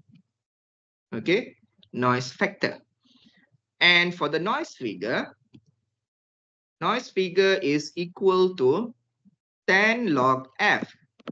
Okay, 10 log of 4, so you're gonna get 6.02 decibel. Okay, easy, right? So do you have question to ask? If you have So far, question, no, you can Doctor. ask now. I'm willing to repeat again or to further explain about this example. Otherwise, we can see the next example. Okay, so since you don't have any questions to ask, so let's try to do the next example, example 2.11. Okay, so example 2.11 about the cascaded amplifier. Okay, so you are given cascaded amplifier, each with a noise figure 3 dB and gain 10 dB. So what is this actually? So if you draw the amplifiers, so you are given 3 cascaded amplifier.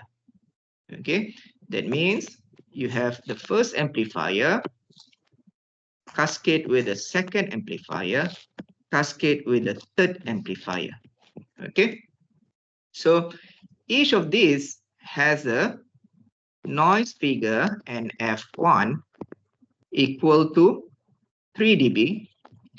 Okay, and the gain A1 equal to 10 dB. Okay, so this is number 1, number 2, number 3. Okay, for second amplifier, same thing, NF2 equal to 3 dB.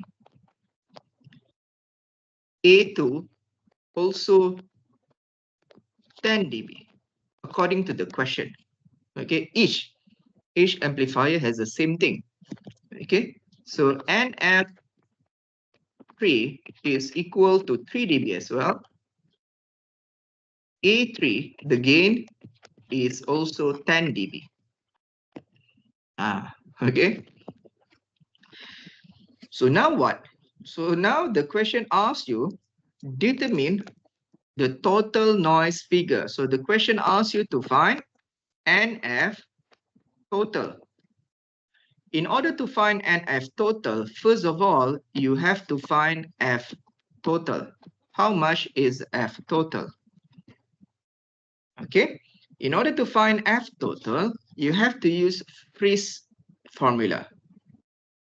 Okay, because this is a cascaded amplifiers.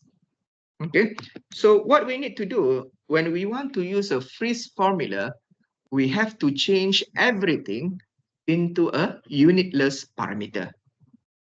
Okay, for example, the gain is given as 10 dB. You see that the gain A1 equal to A2 equal to A3. Okay, so the gain is equal to 10 dB. Yeah.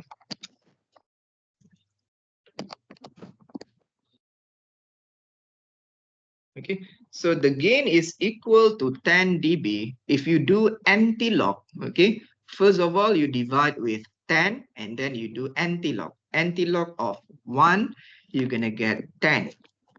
Okay, then what?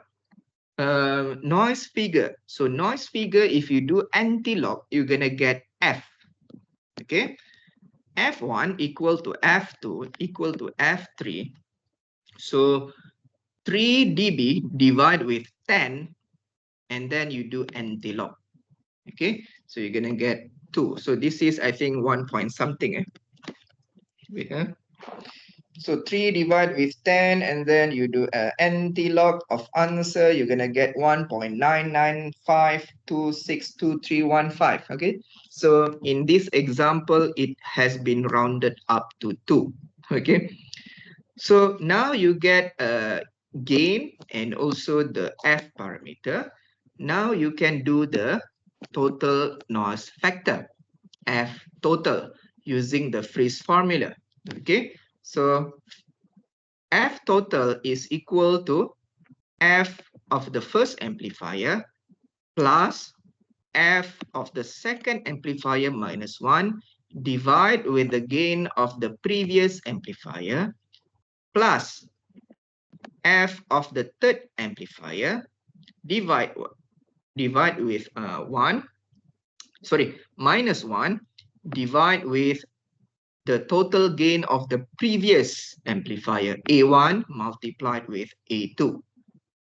Okay, so we put inside the values. Okay, F1 is equal to 2 because all F is equal to 2, right? So 2 plus 2 minus 1 divide with the gain of the first amplifier plus F3 minus 1, okay, 2 minus 1 divide with the total gains of the previous amplifiers, 10 multiplied with 10. Okay, 10, this is a gain from the first amplifier multiplied with the gain of the second amplifier, 10 minus 10. So therefore, you're going to get 2.11. Okay, so 2.11 is the total noise factor. In order to find the total noise figure, NF total, it is equal to 10 log of F total.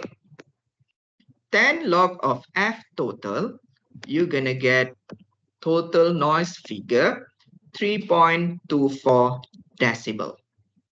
So this is the answer. Okay. Is there any question you want to ask? So if there's no questions, we can try to do the next example.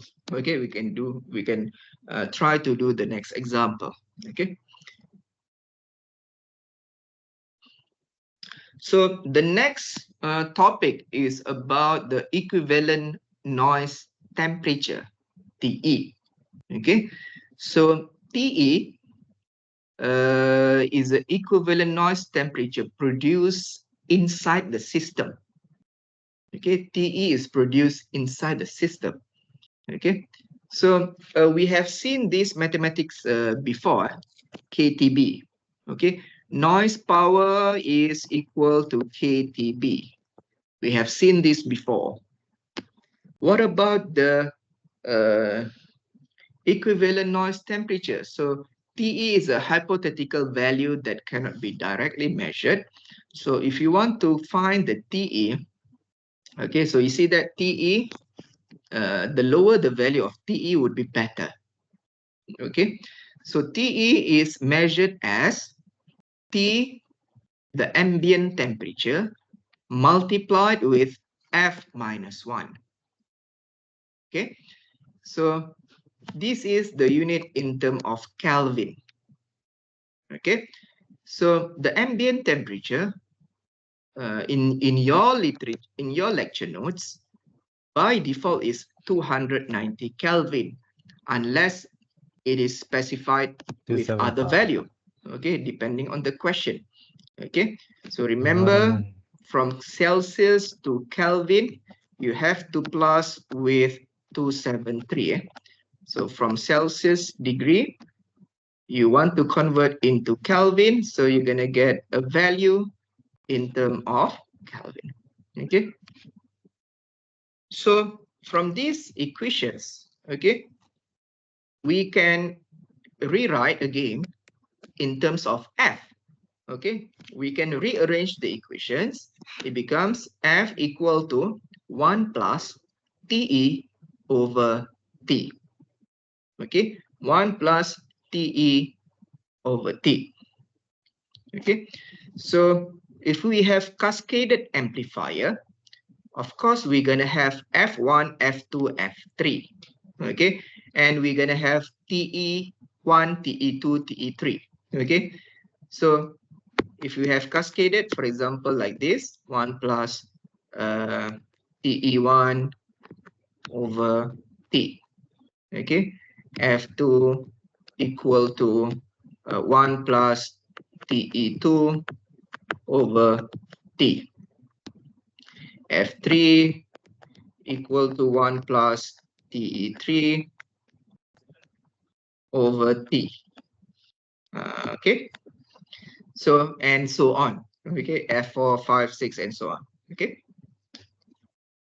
so this equation will be given in the test and also final exam. Okay, so don't worry, in the test and also in the final exam, we will give you I can say that almost all the equations we will give you. You just need to know how to use the equation. Okay, so let's do this example. Okay, of course this is an easy example. This is an easy example. Example 212. Determine the noise figure NF for an equivalent noise temperature of 75 K. So you are given TE equal to 75 K. Determine the noise figure. In order to determine the noise figure, you have to find the value of F first. Okay, so F is equal to, according to the previous notes, F equal to 1 plus TE over T.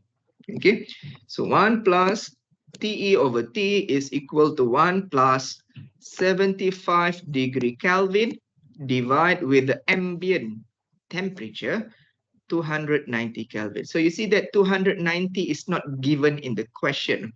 By default, the ambient temperature is 290 Kelvin in your lecture notes. Okay, so because Wayne Thomas's book, he used ambient temperature as 290 Kelvin. Okay, so this is 1.258 noise factor. And in order to find the noise figure, so noise figure is 10 log F, 1.258.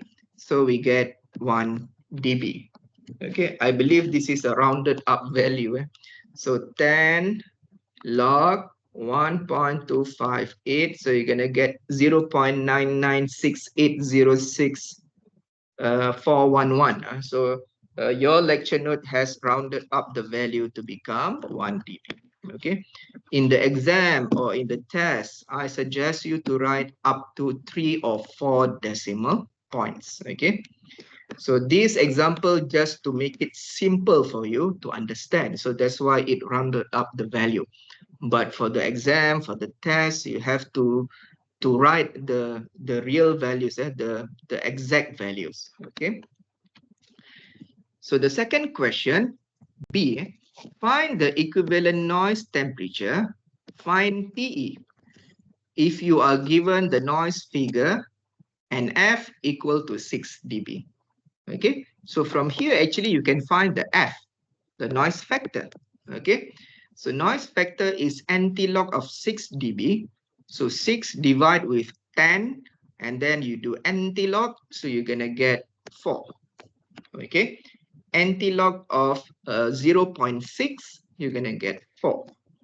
Okay, so from here you can find the TE. So TE is equal to T multiplied with F minus 1 equal to 290 times 4 minus 1. So this is 807 Kelvin.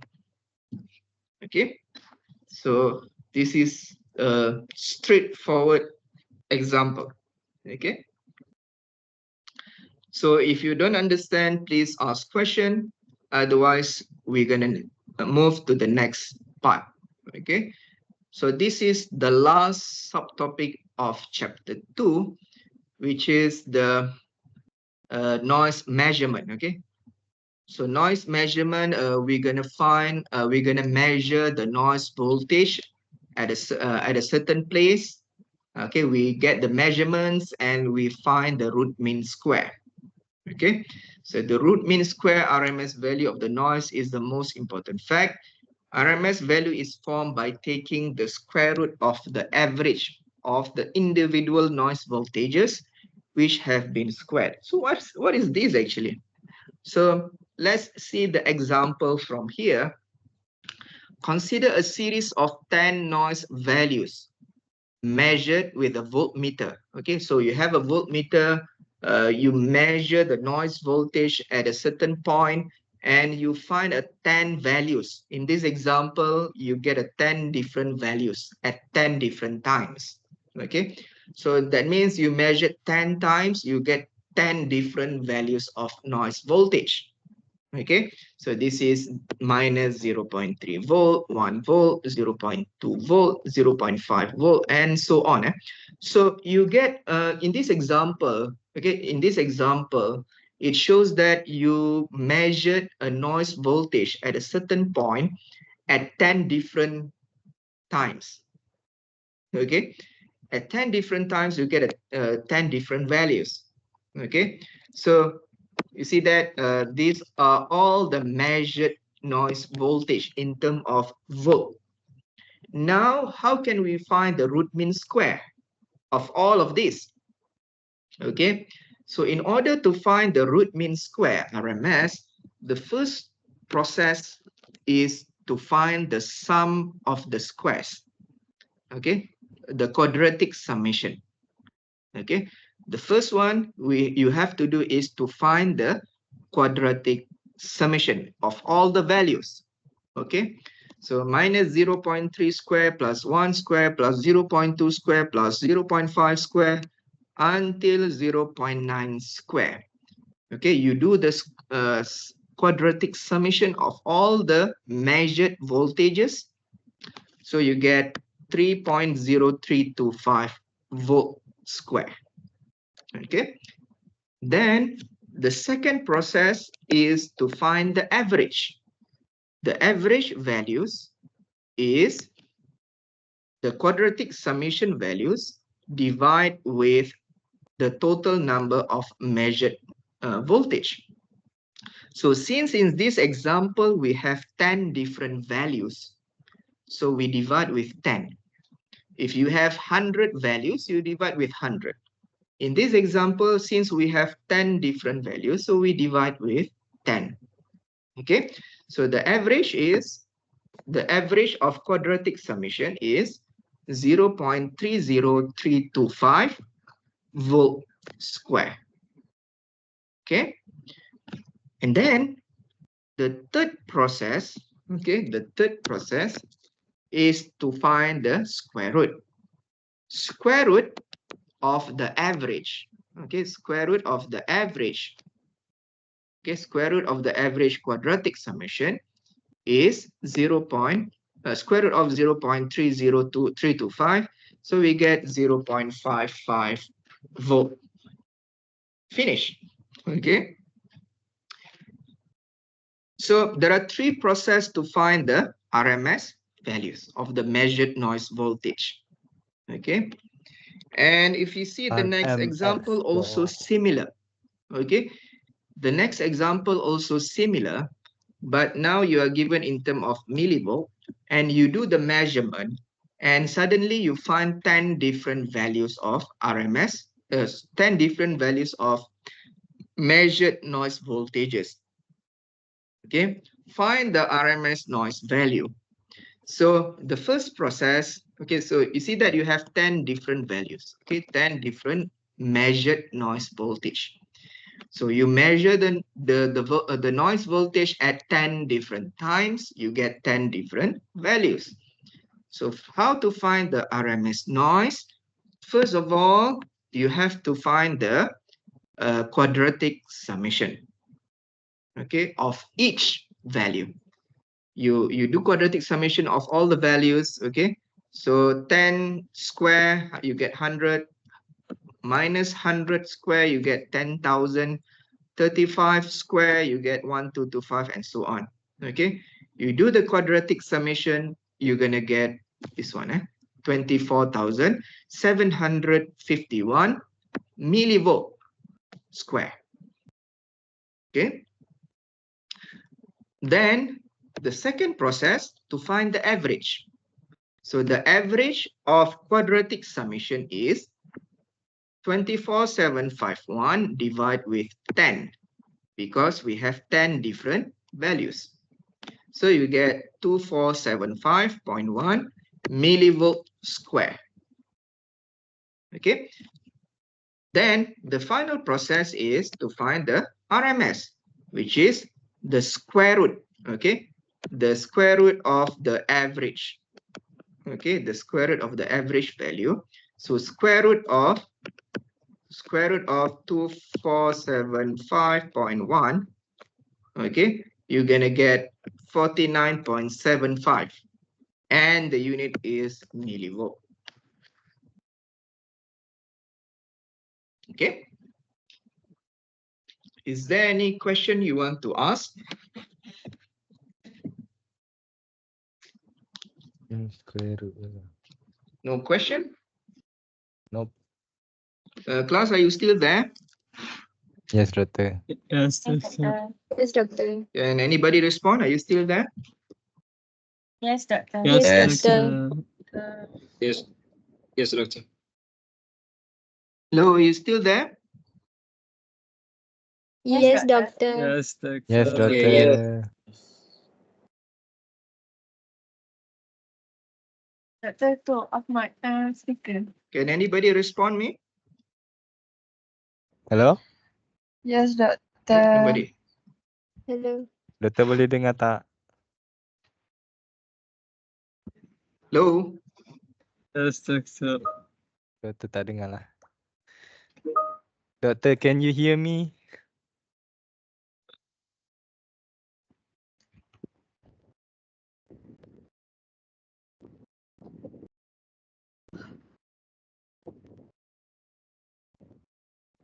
Can you hear my voice? Yes, doctor. Yes, Doctor. Yes.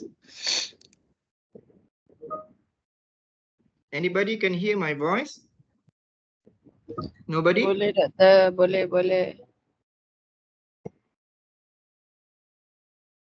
Oh, no.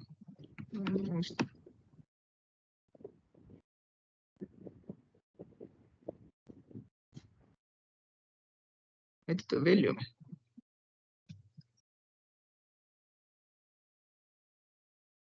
Tu doktor pangkat tu. Tu speaker tu kan.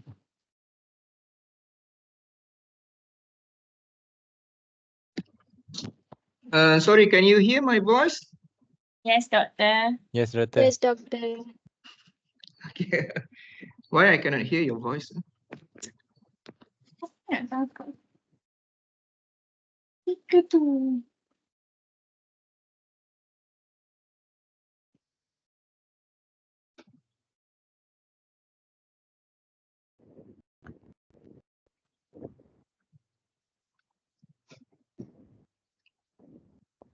Yang tu. Okay, Yes, sorry. Hello? doctor. Semua boleh dengar suara saya tadi Boleh. Boleh. Okay, Okay. Doktor. Sorry, saya tak perasan pula. Saya tak dengar you punya voice. Apa you boleh dengar? But you can hear my voice, right? Yep. Yeah. Yes, Okay. Sorry, technical issue. Okay. So okay, for this one, I already finished chapter 2 actually. So I already finished chapter 2, and I want to show you another example. Okay. So where am I? Wait. So I will share again my screen. Okay, can you see my screen? Yes, Yes. Yes, Okay. Yes. So I want to show you another example. So I think this is a good example for you. Can you see this screen? Can you see this file? Yes, Okay. Doktor. So this is a good example. And for your information, this kind of question will come on in your test on the 2nd of May later. Okay. So if you have a piece of paper, you can try to write the answer. Okay. So this is a test question, semester 1, 2014, 2015, long time ago. Okay, not this semester. Okay, so this is the test from the few years ago, long time ago. So this is in the question bank. Okay, this question you can find it in the question bank. I already gave the question bank in the author. In the author, if you go to the previous question tabs, you can find a few folders. There's test questions, and also even in the WhatsApp group. Even in the WhatsApp group, you can also find in the group info. If you see in the WhatsApp group info, I already put all the links to the books and also to the questions. Okay, so I like to use this example because I think this is a good example in my opinion. So long time ago, we gave 3 questions, 3 subjective questions for the test, chapter 1, chapter 2, and chapter 3. So the first question is about chapter 1. And the second question is about chapter 2. Okay, this one. Okay, so I want to explain about this actually. Okay, so the second question, you see that it has a and B. So question A, explain the terms of intermodulation distortion with the aid of a suitable diagram. Okay, so you see that in order to answer this, you can refer to the notes. So intermodulation distortion is the generation of unwanted sum and different frequency when 2 or more signal are amplified in a non-linear device such as large signal amplifier. Okay, so you explain briefly, and you can draw the frequency spectrum. Okay, so there are here the difference. Okay, the fundamental frequency and also the sum frequency. Okay, so this is the difference and this is the sum frequency. Okay, so this is a F1 and a F2, F1, F2, F1 plus F2. Sorry, F1 minus F2.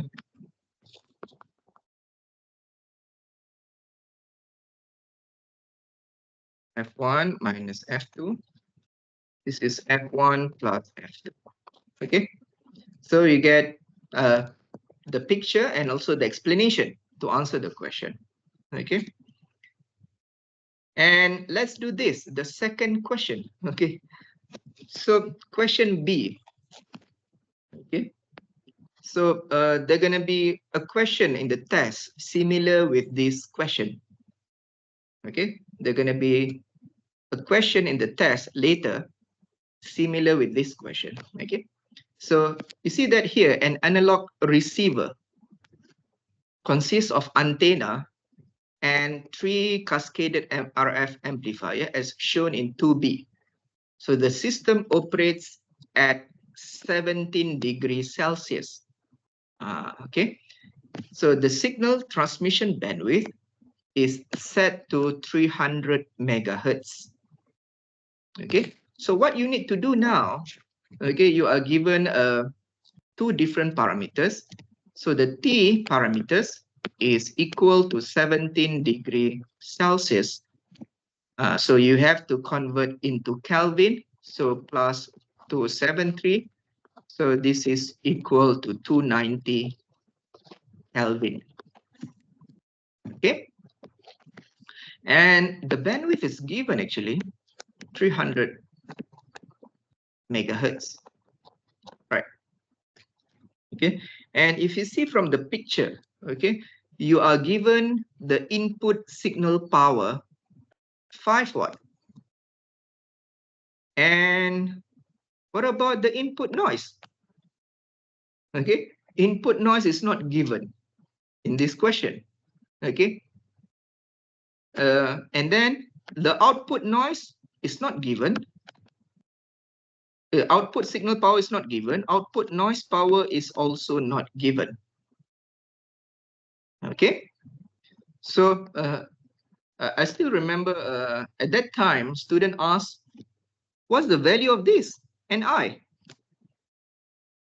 Okay, so Ni is not given. Okay, Ni is not given. And you see that there are 3 amplifiers, 1, 2, and 3. So the first amplifier is, the gain is 4 dB. And then A2 is 5 dB. A3 is 20. You see, there's no, be careful about this. So sometimes we like to make a trick over here. So A3 is not a dB. It's a unitless parameter, 20. Okay. And then what? So we give you TE1 in Celsius. Be careful again. This is an equivalent noise temperature. TE2 is Kelvin. TE3 is Kelvin.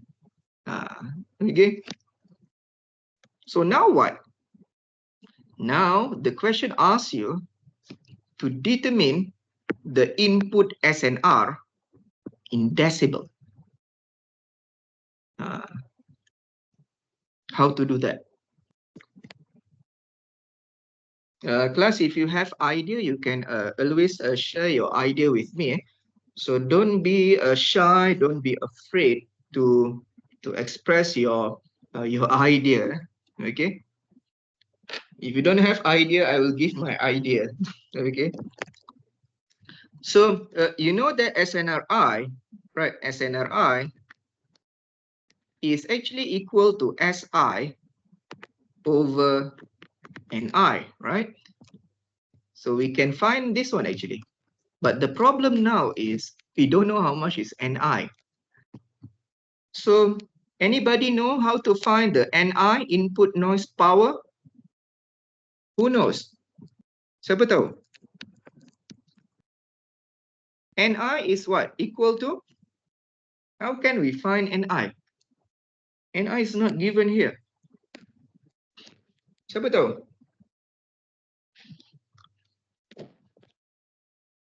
Sorry, can you hear my voice? Yes, Doctor. Okay. You tahu cara nak kira NI tak?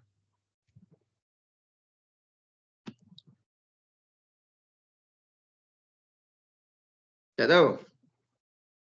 Anybody? Okay. So NI is equal to KTB. Okay.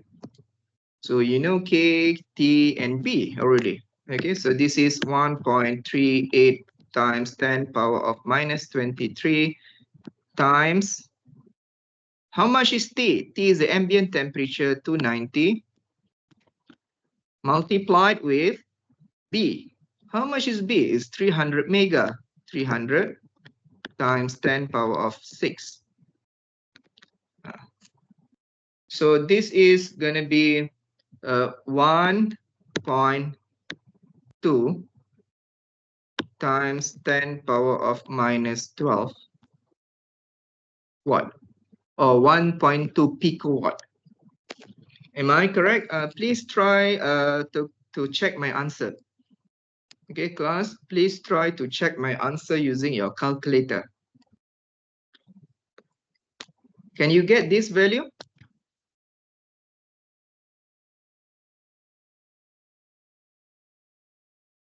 Hello?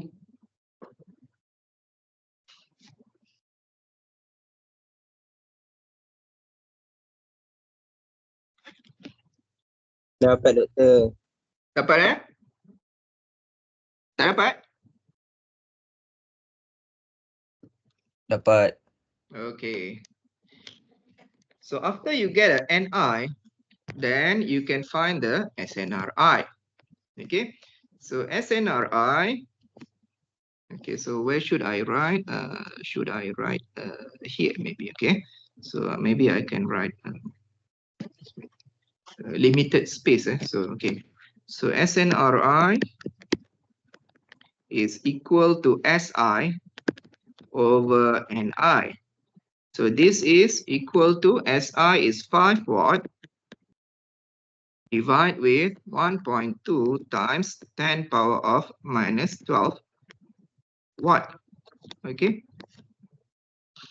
So I get this equal to 4.167 times 10 power of 12. Okay.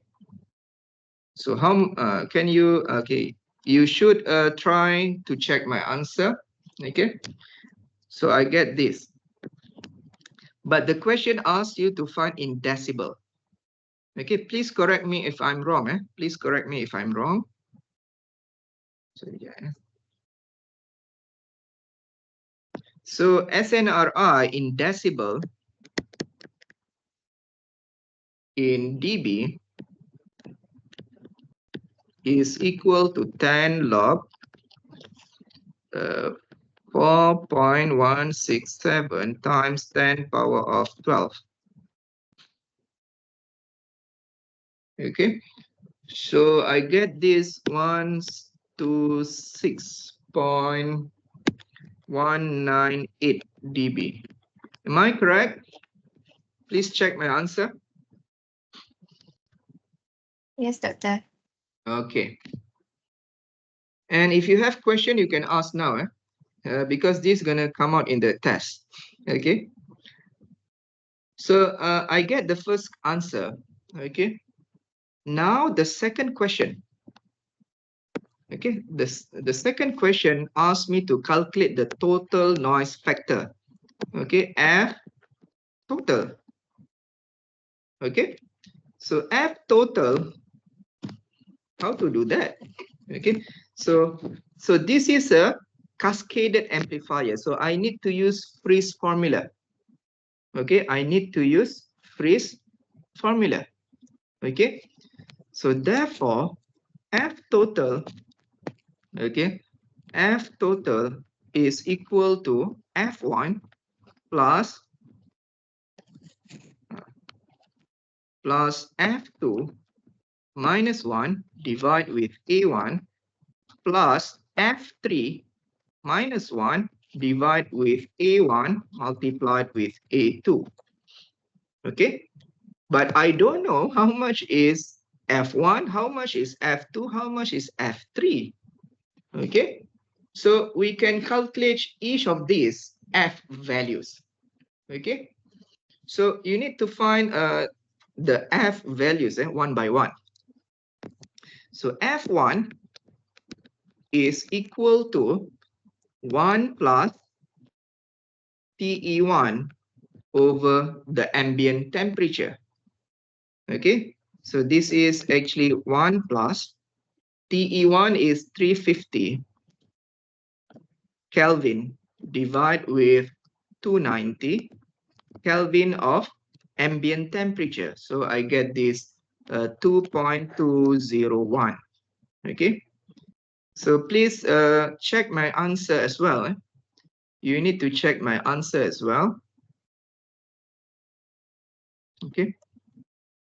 So how do I get 350?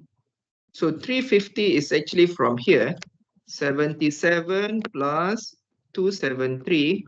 So I get 350 Kelvin. Okay. And then F2 is equal to 1 plus TE2 divide with T. So this is equal to 1 plus 300 Kelvin given in the question divide with ambient temperature. So I get this 2.034. Okay, please correct me if I'm wrong. And then F3 is equal to 1 plus TE3 divide with T. So this is 1 plus, this is also given in the question, 450 Kelvin divided with ambient temperature 290. So this is 2.552. Okay.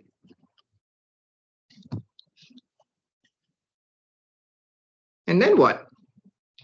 So therefore, the F total is equal to 2.201 plus F2 minus 1, 2.034 minus 1 divide with, so the first amplifier is anti-log of, you see that anti-log of 4 dB, okay, anti-log of 0.4, you're gonna get 2.512.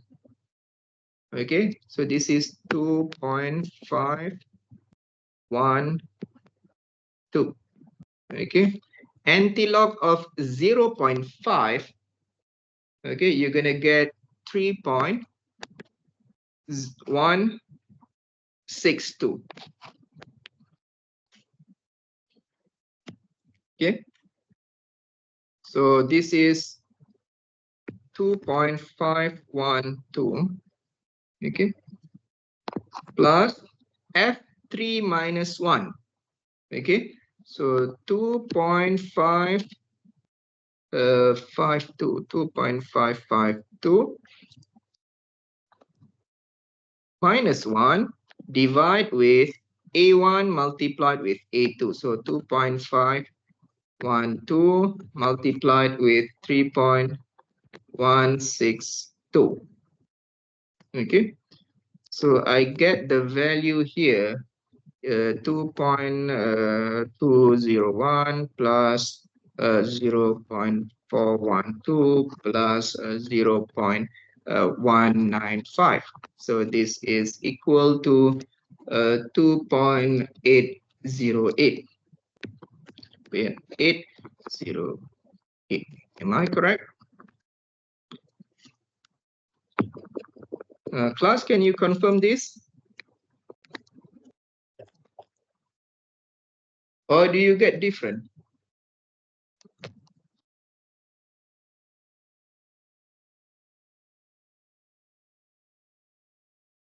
Hello?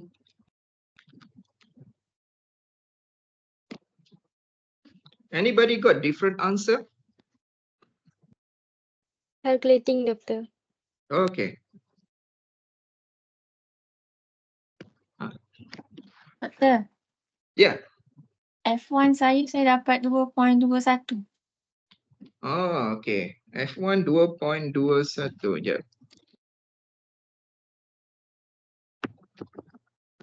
2.21, is it? Sorry, Yes. 2.21 So 2.21 like this. So that Yes. means I need to correct this one. 2.21. Okay. So the last one will be 8170. 2.81. Yes, 817.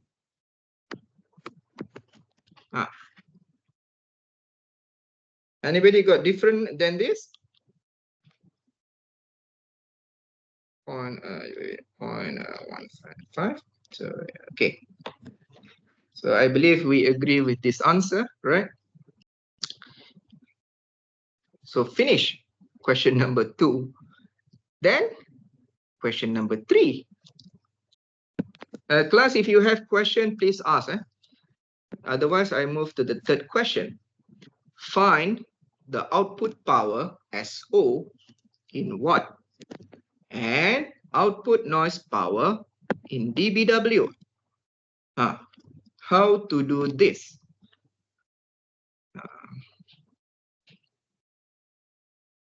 So you see that SO is equal to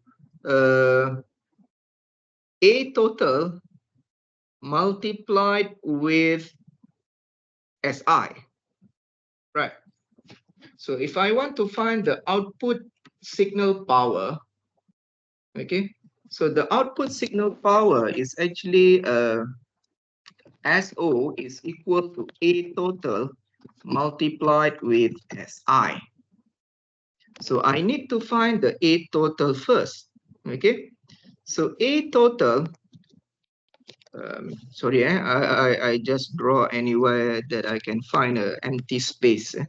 So let's try to do over here. So I can find A total. I write up here is equal to A1 multiplied with A2 multiplied with A3.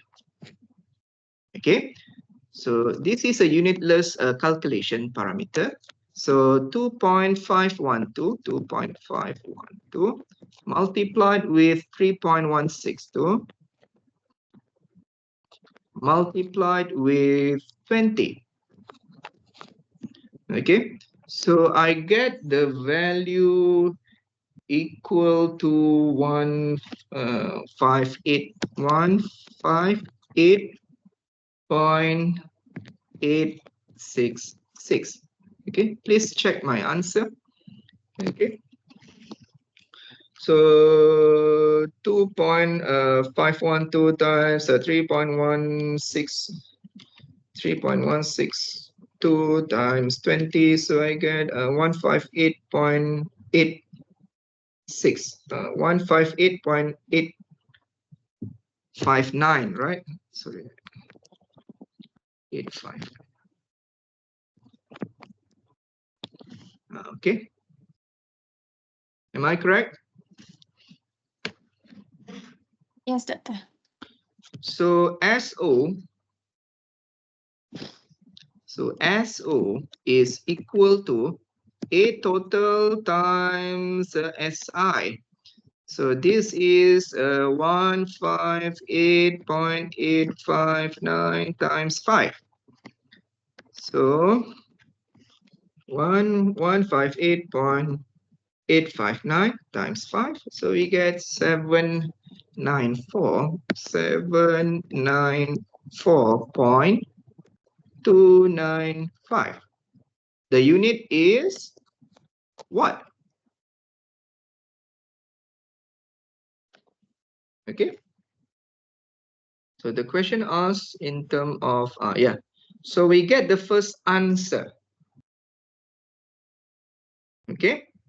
Anybody get different answer? You can ask me question about this. So the second question asks you to find NO, but we don't know how much is. Find the NO. So that's a bit tricky question. Okay.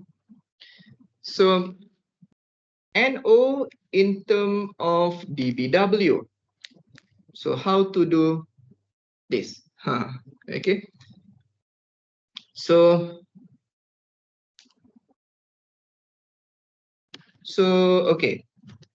Since we already know the F total, we can actually find the SNRO. Okay. So class, if you see from here, F total is actually equal to SNRI divide with SNRO, right? So in order to find NO,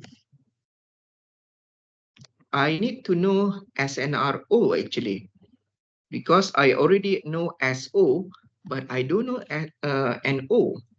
So SNRO is actually SNRI divide with F total. So I can get SNRO. Okay. But if I want to make it in terms of decibel, I can also do like this. And so maybe I can find a wait. I try to find an empty space. Okay. Wait. So we can try to use all the empty spaces over here. Okay. So you see that F total is equal to SNR I divide with SNR O. Okay. And from here, SNRO is equal to SNRI divide with F total. Okay, so you can divide this one SNRI, since we already get this 4.167 power of 12. Okay, divide with F total, this one, you can get SNRO. Okay, for this one, you can get directly from the previous answer. Okay, and actually you can also do like this. Yeah, okay. So let's do this one let's try this. Let's try this.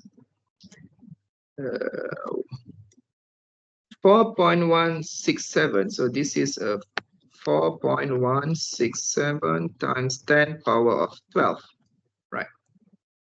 Divide with 2.817.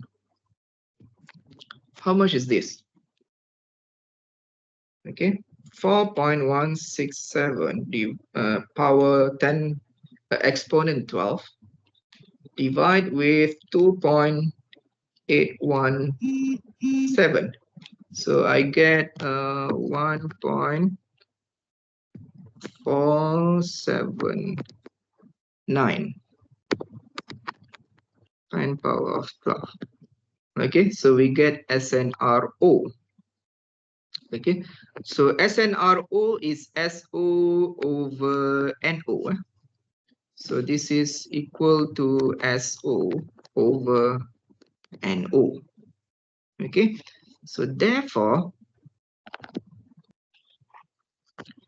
NO is equal to SO over SNRO. So this is, we already calculate the SNRO, sorry, SO. Mana tadi SO? Yeah, SO is this one, 794,295. 794.295. Wait, 794.295. 794.295 divide with 1.479 times 10 power of 12. Okay, so I get this, how much? 794.295 divide with 1.479 exponent 12.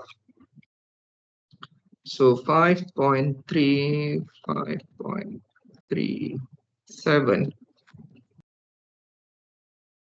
times 10 power of minus 10 watt. Okay, so if you convert this into decibel, 10 log of this, so 10 log 5.37 exponent negative 10, you're gonna get negative 92.7 dBW. Okay, 10 log of this. So 10 log, sorry, I don't have space. So, okay, I will rewrite again for you. So NO in terms of dBW, so this is equal to 10 log 5.73, sorry, 37, okay, times 10 power of minus 10. So you get minus 92.7 dBW.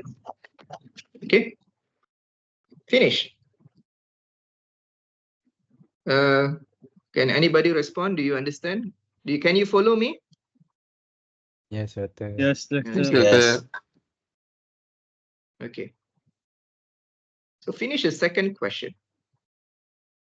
The last question, before we can close. The last question, the receiver output signal to noise ratio can be improved by using a suitable configuration for the cascaded RF amplifier system. In your opinion, which RF amplifier should be placed at the first stage and why? Okay. So the last question said that we can improve the SNR, okay, by adjusting, by rearranging the cascaded amplifier.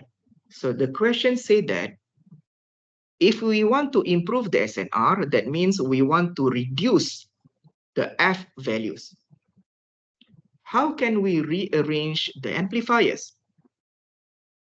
Okay, so the answer would be we should put the first amplifier to be the, we should put the amplifier that has the least value of noise factor to be the first stage. Okay, followed by the second least noise factor amplifier, then the highest noise factor amplifier to be the last one. Okay, so therefore, if you see from here, I can say that the second amplifier has the least value of noise factor. So I should put this as the first at the front side. Okay, so therefore, the second amplifier should be the second least noise factor, which is the F1. And the last one would be F3. So therefore, what I can do is like this.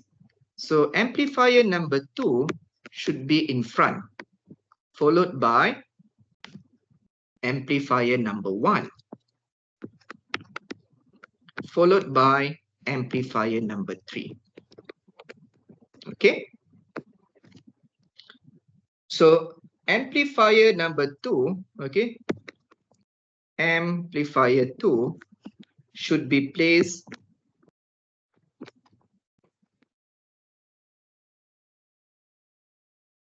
at first stage. Okay, in the cascaded system, because it has the least noise factor. Okay, with F2 equal to 2.034. Okay, that's the answer. Finish. Okay. Okay, class. Can you follow me? Yes, Can, doctor. Yes, Doctor. Doctor. Okay. Doctor. So it's already 11 o'clock. Sorry, I take all the time. So we can take the attendance now. Sorry about that. Don't worry, I have recorded this session. So I will share the video later. So you can open your QR code and you can scan your attendance and then you can go to the next class. I'm sorry to take more than 11 o'clock. Wait, So open your QR code reader and you can scan your attendance.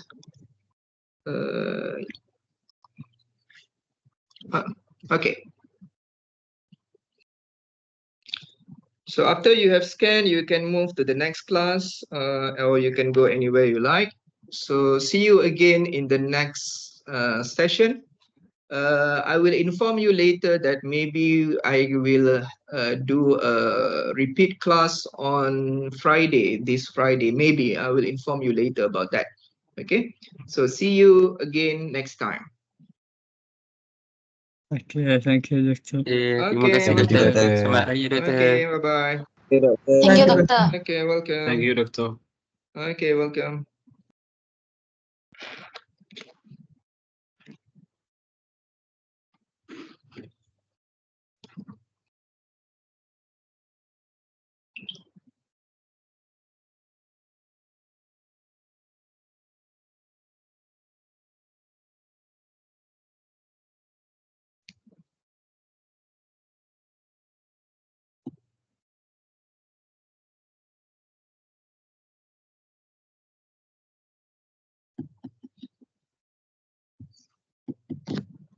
Okay, any more? That cannot take the attendance? Ada siapa yang tak dapat scan? Doktor, saya tak boleh scan sebab line saya slow. Okay, nama siapa? Siti Aisyah. Siti Aisyah. Okay, done. Terima kasih, Betul, saya Doktor. dengar. Okay. Any more? Betul, saya dengar. Nama siapa? Sujian. Huh? Sujian yang bas. Suzy Jian. Yes. Okay. Thank you, Doktor. You're welcome. Next. Dengar. Yes. What's your name? 18. Siapa nama?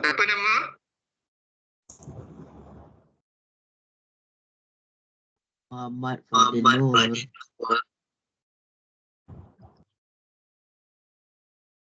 Muhammad Fadil Nur. Nombor 18. Muhammad Fadil Nur bin Jaafar. Okay, dah. Fadil Nur sudah? Doktor, saya Doktor. Nama siapa? Muhammad Dini Nur. Muhammad Dini Nur. Okay, done. Okay, next. Dr. Abdurrahman I cannot hear your voice. for Abdurrahman Chama, I cannot take. Abdurrahman Jama Wasaman. Okay, done. Who else?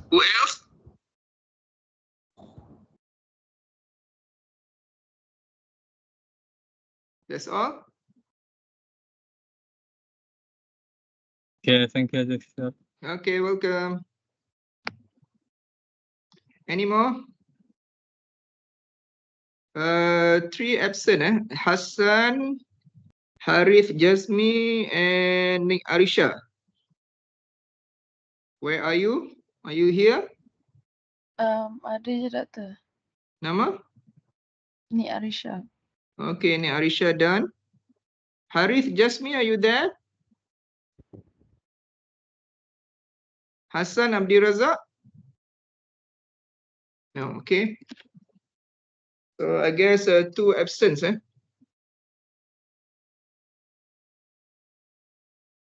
Okay, so Hassan is here. Jasmine is also here. Wait, Hassan is okay. Hassan, I take your attendance. Harith, Jasmine pun ada ni. Harith, Jasmine, you also attend the class. Okay. Okay, so everybody attend the class. Okay, so I stop the recording.